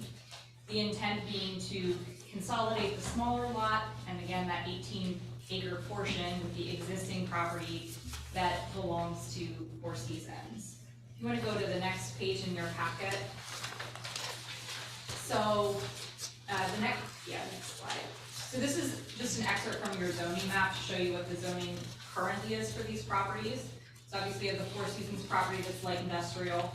You do have a strip along the northeast side of North Reading Road that is general commercial zoned. So the Cherry Place property location there is in the general commercial zoning district. That smaller half-acre lot we talked about is also general commercial. Not sure what happened with the zoning line there. It kind of extends out partially into the larger property as well. That's zoned suburban residential. So the proposal, if you want to turn to the next sheet, this is the proposed subdivision plan. So the proposal would be to rezone the existing property that Four Seasons owns, the half-acre parcel that it would be acquiring, and then that 18.8 acre piece, all to light industrial. And the remaining land that belonged to Emery Gardens and the cemetery would remain suburban residential. The pieces that Cherry Place would be acquiring are in the red bubbles on the plan that's in front of you, and we are changing orientations here, so I know it can be a little confusing. On this plan, Wabash Road is at the bottom of the plan, Four Seasons would be beneath that. We would be consolidating those three lots. There's actually, if you look closely on the plan, there's actually a little piece that's now general commercial that would need to go to suburban residential right at the residential property, and the purpose for that would just be to have straight lot line back off that residential property to make a nice lot shape there. We don't have any immediate plans for the use of this property or the development of this property. This is just future planning. Obviously, Four Seasons a significant and growing business in your township, and the intent is to secure some additional land for in the future that would allow them to continue expanding as needed. So our agreement with the seller is strictly contingent on obtaining the rezoning. It is not contingent on any kind of land development approval, and we expect that would be some point in the future, but not immediately. So we're just here really this evening to seek any feedback you have. I will note for you as well that we are in discussions with the cemetery, and part of our contract with them is that we would provide a robust buffer between, you know, the proposed industrial use and their existing use, to make sure that there's screening there. Obviously, if the board looks at this favorably, we'd come in with a more formal petition and go through the rezoning process, but we just wanted to come in and get some informal feedback first.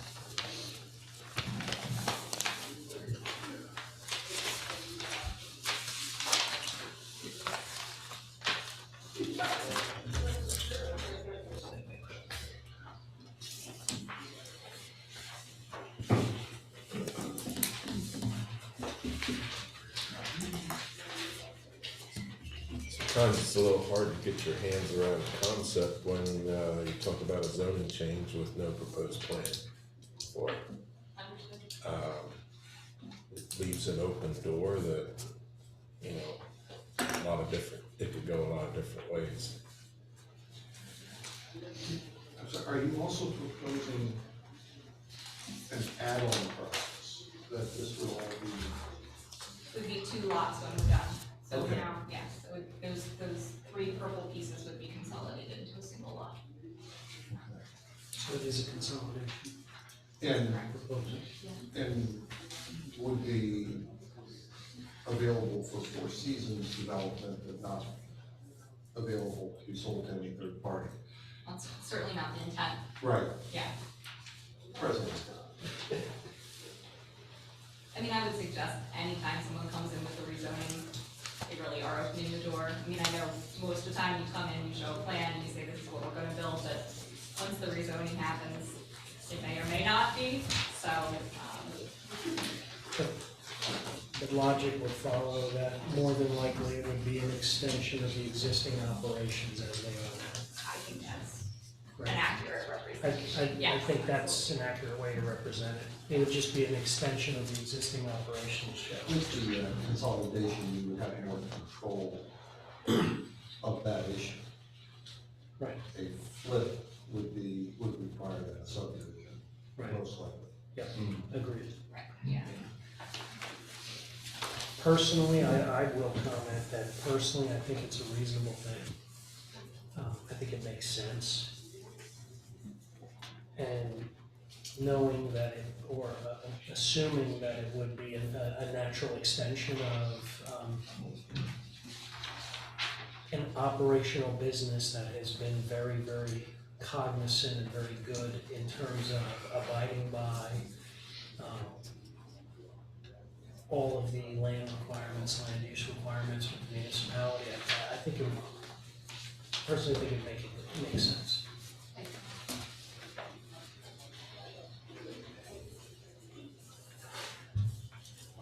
Good.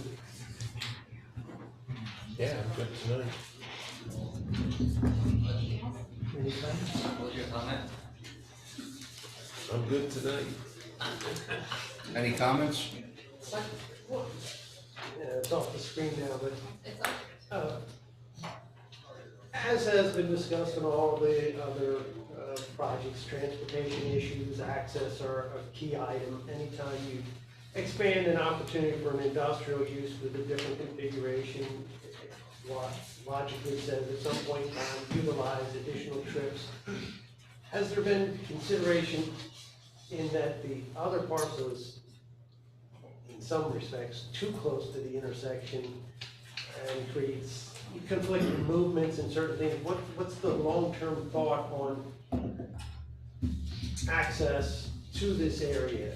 And while it may be separate from zoning, I think it's probably appropriate to consider as somebody moving forward to understand,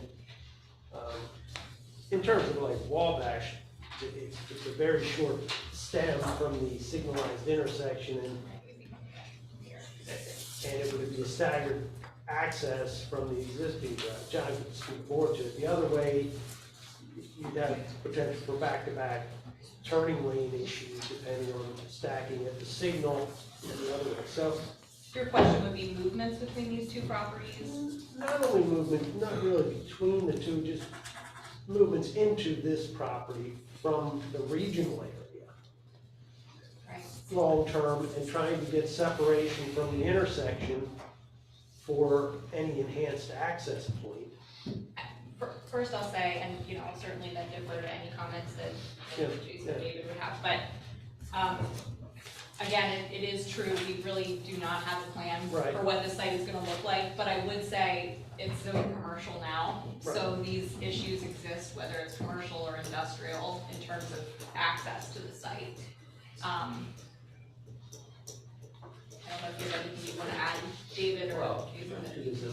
I think we envision a right-hand turn into that from off 272, which will take more traffic off Wabash.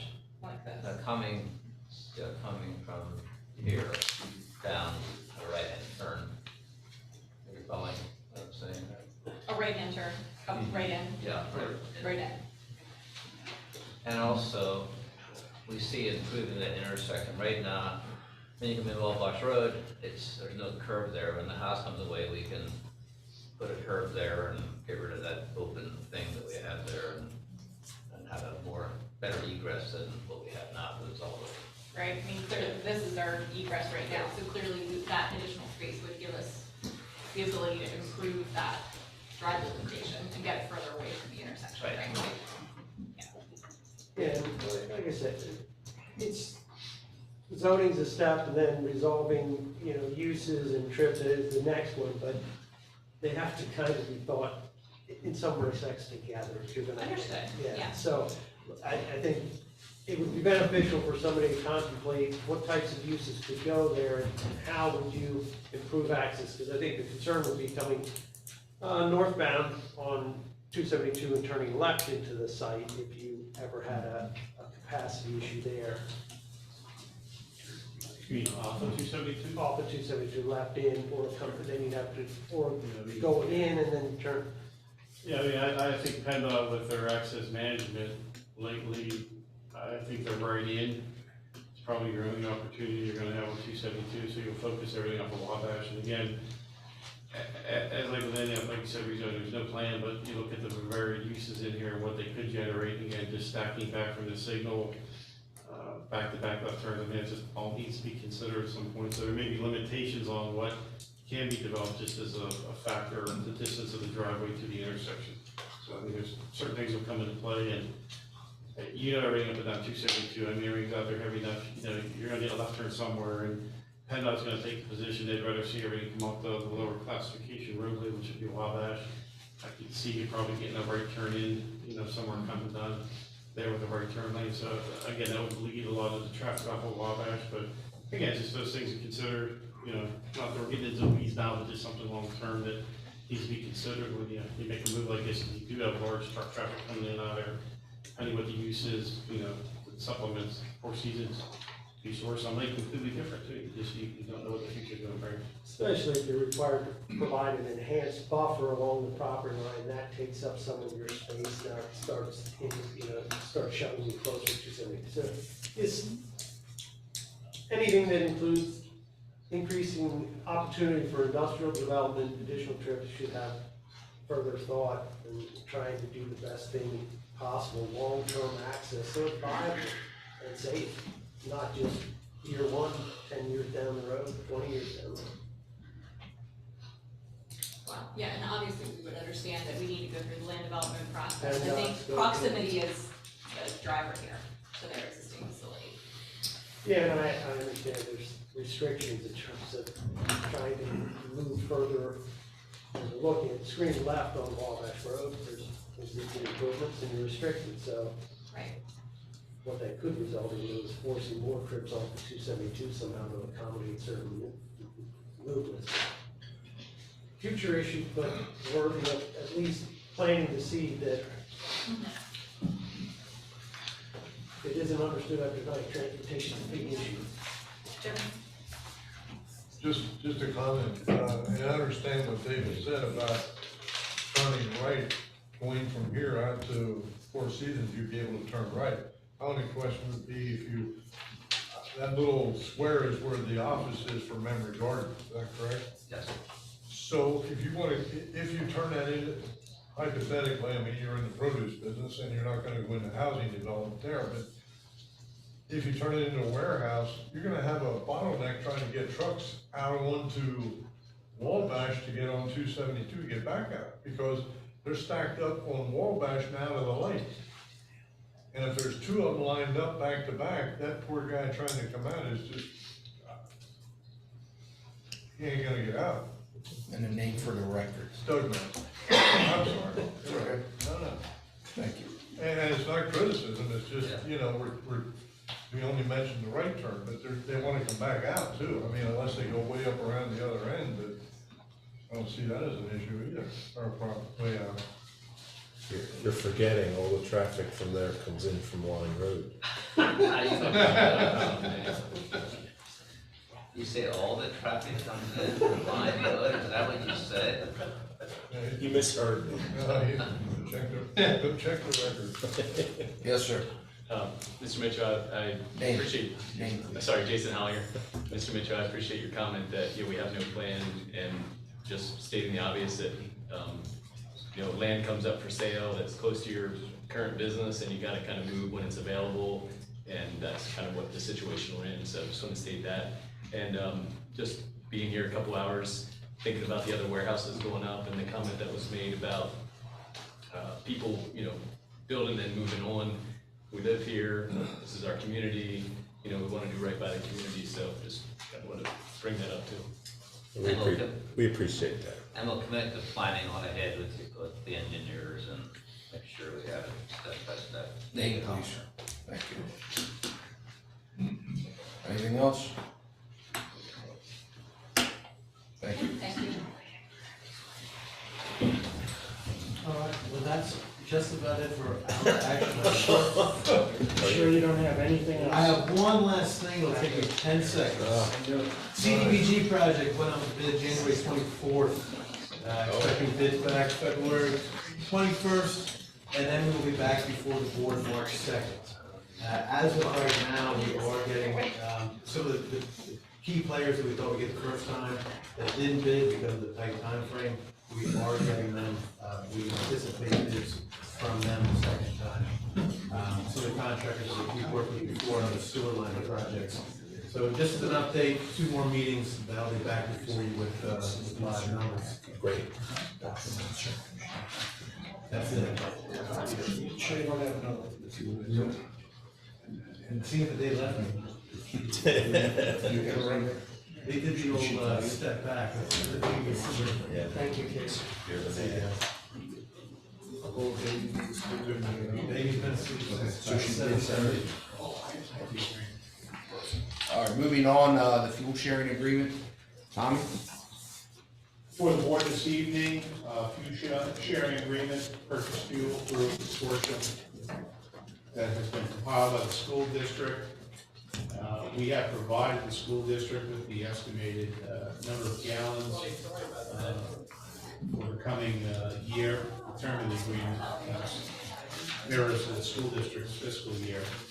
So the agreement will run from the 1st of July of this year to the 30th of June of next year. Sought tonight's board approval to enter into an agreement. The township will pay the actual cost of the fuel consumed plus 3 cents that is remitted to the school district for their efforts.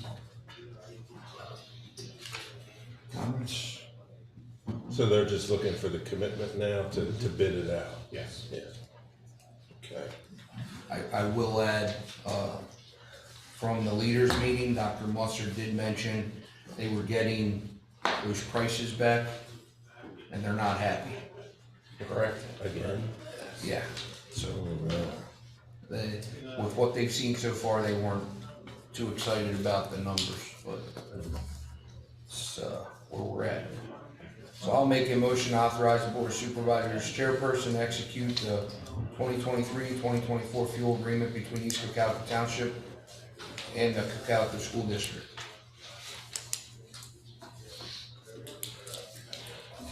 And I will second that. Motion is second. Any questions or comments? Motion is second. All in favor? Aye. Motion carries. Moving on to the 2015 Ford Taurus, we had proposed, we had put on municipal bid. You wanna do that one too, Tony? Yes, the township let for bid a used vehicle, 2015 Ford Taurus, authorized to bid on municipal bid. Bidding closed yesterday. The high bid of $6,000 was received from Brandon Lacey, Sellersville, Pennsylvania. Requested from the board this evening is authorization to sell to said high bidder. I'm glad to see that, because we had set a reserve of 3,500, so. I'll make a motion to approve the high bid of $6,000 received for the 2015 Ford Taurus received from the municipal bid website. And I guess I'll second that. Motion and second, any comments or questions? Motion and second, all in favor? Aye. Motion carries. Custom computer, The township's IT consultant had recommended a few weeks back replacement of a server. Our server is approximately 7 years old. The average life expectancy of similar equipment is approximately 5 years old. They were able to provide us with a quote that was provided to the board, including installation and potentially a piece of software that's needed. The estimated cost for the server install is approximately $7,000. And sought from the board this evening approval to purchase said equipment. so I'd like to make a motion to approve the custom computer server hardware upgrade in the amount of $6,389.95 per the letter dated January 20th, 2023, quote number 003988.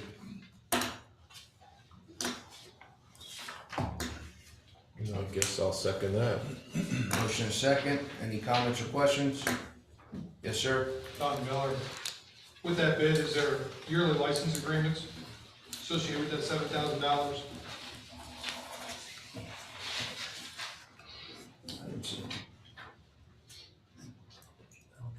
No. Thank you. It's pure hardware. Okay. That's pure hardware. All right, just making sure. Just wanna make sure. Motion is second, all in favor? Aye. Motion carries. Police Department. Thank you. Thank you. This is a chief's report from December 15th, 2022 through January 25th, 2023. CPR and first aid training has been completed by each member of the department. The training is required to maintain officer certifications. It's good for 2 years. But I would like to thank Jessica Nino of the Reinhold's Ambulance Association for providing this training to the department. She's been doing this for years. She doesn't charge the township.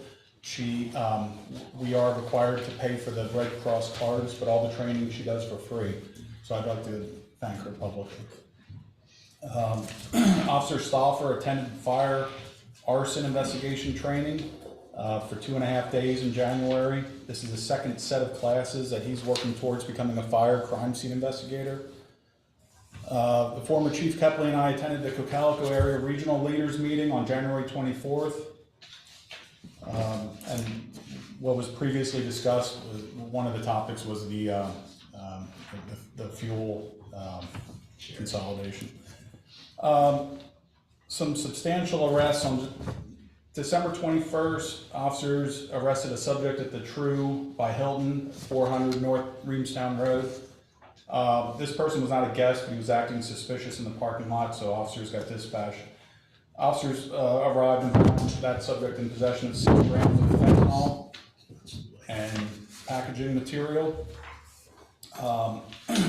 6 grams isn't a lot, but with fentanyl, it's substantial. That subject was, because of the weight of the fentanyl and the packaging material, he was charged with a felony of possession with intent to deliver. On January 23rd, officers arrested a subject that started a fire in a trash can in the waiting room at the Vita Dialysis on West Church Street. This individual was waiting for treatment, became disgruntled and started a fire. He was adding tissue boxes to the fire. He was subsequently arrested. I'm gonna try to go through this quick.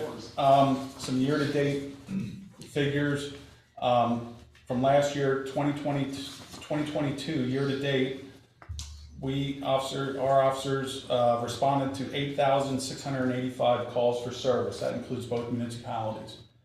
Out of that 8,685, 7,054 we responded to in East Cocalico Township.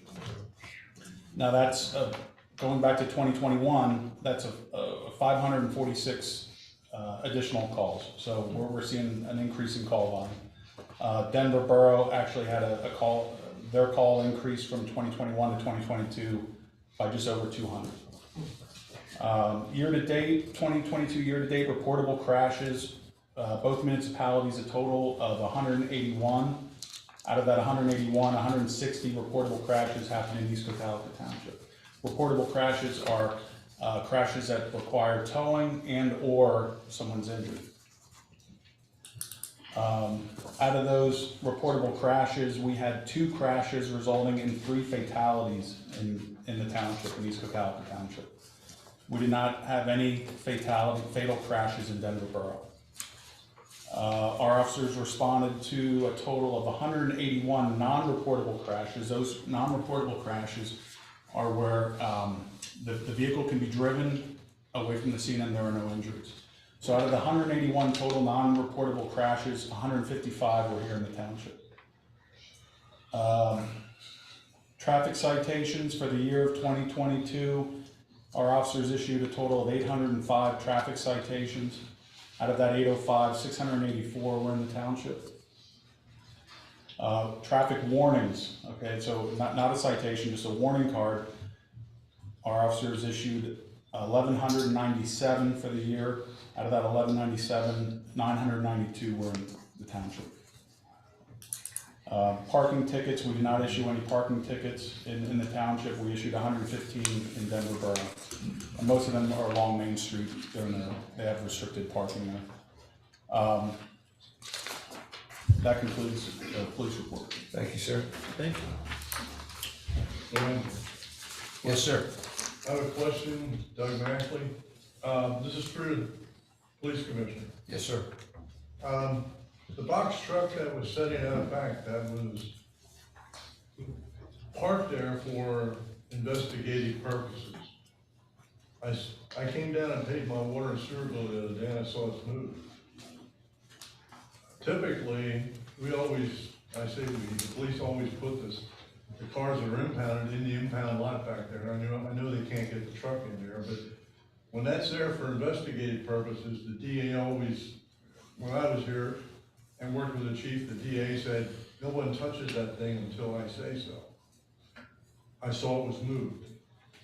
Did we move it or who moved it? I moved it. You did? We received notification from the district attorney's office that no criminal charges would be filed. Okay, that's fine. I was curious. Absolutely. Thank you. Thank you very much. Thank you. Yep. Does that mean it's waiting to get picked up by the owner? It's waiting to get picked up upon receipt of the tow bill. Okay. Any other questions? Yes, sir. Just a quick curiosity, Alan Maxwell, out of curiosity more than anything else, of all those traffic stops that you mentioned, how many ended up in a DUI situation? Well, I do have the DUI. DUI on view arrest, 54 in the township, 4 in Denver Borough. Thank you. So a total of 58. Yeah, just curious as to see how many of the stops resulted in that. Sure. Thank you. Thank you, sir. Financial administrator, there's nothing. Roadmaster, nothing. Building and zoning, SEO, no. MS4, Ken. Yes. The first thing is the Stony Run stream project. Was referenced earlier, is taking place next to the building. We have a pair of documents, or a couple of issues that we want to discuss on that. The legal matter, and these weren't on the agenda, so we'll have to wait till, I guess, future meeting to do a final decision on this.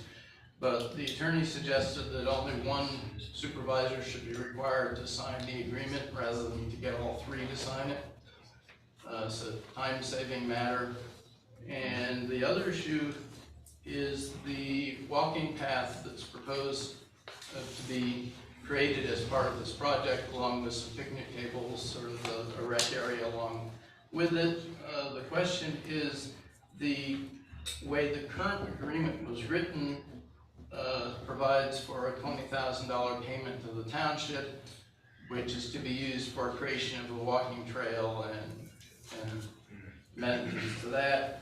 Or do you want to have the company who's doing the project be responsible for that and have it as a part of the project that they take care of? And we don't need an answer right now, but that's a decision that needs to be made to go into that agreement with the company. And we have time to put that on the agenda for the next meeting. Yes. And the final thing is the ARPA funding agreement. This is for the box culvert replacements.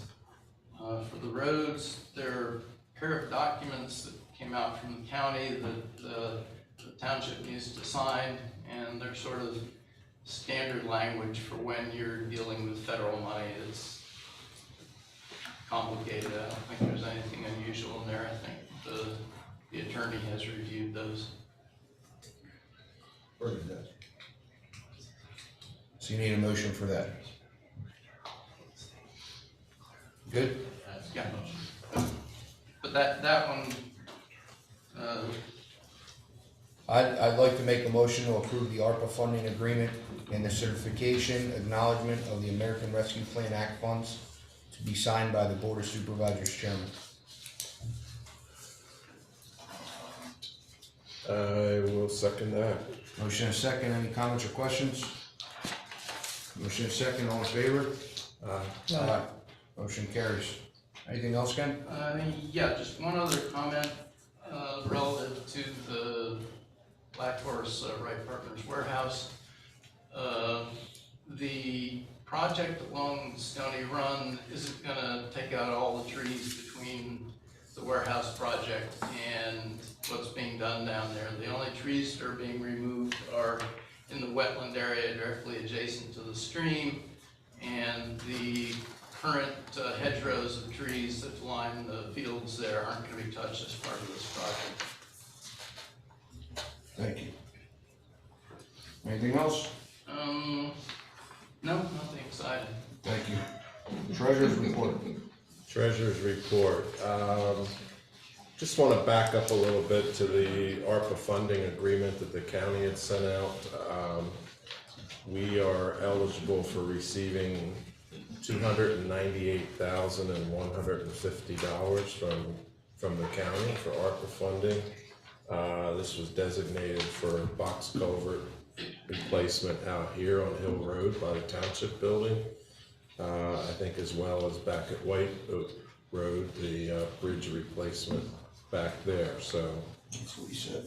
Thank you to the county commissioners for helping us out with that. So, okay, list of bills. We have a general fund bank account list of bills in the amount of $152,133.73 with a starting and date of January 13th and an ending date of January 19th.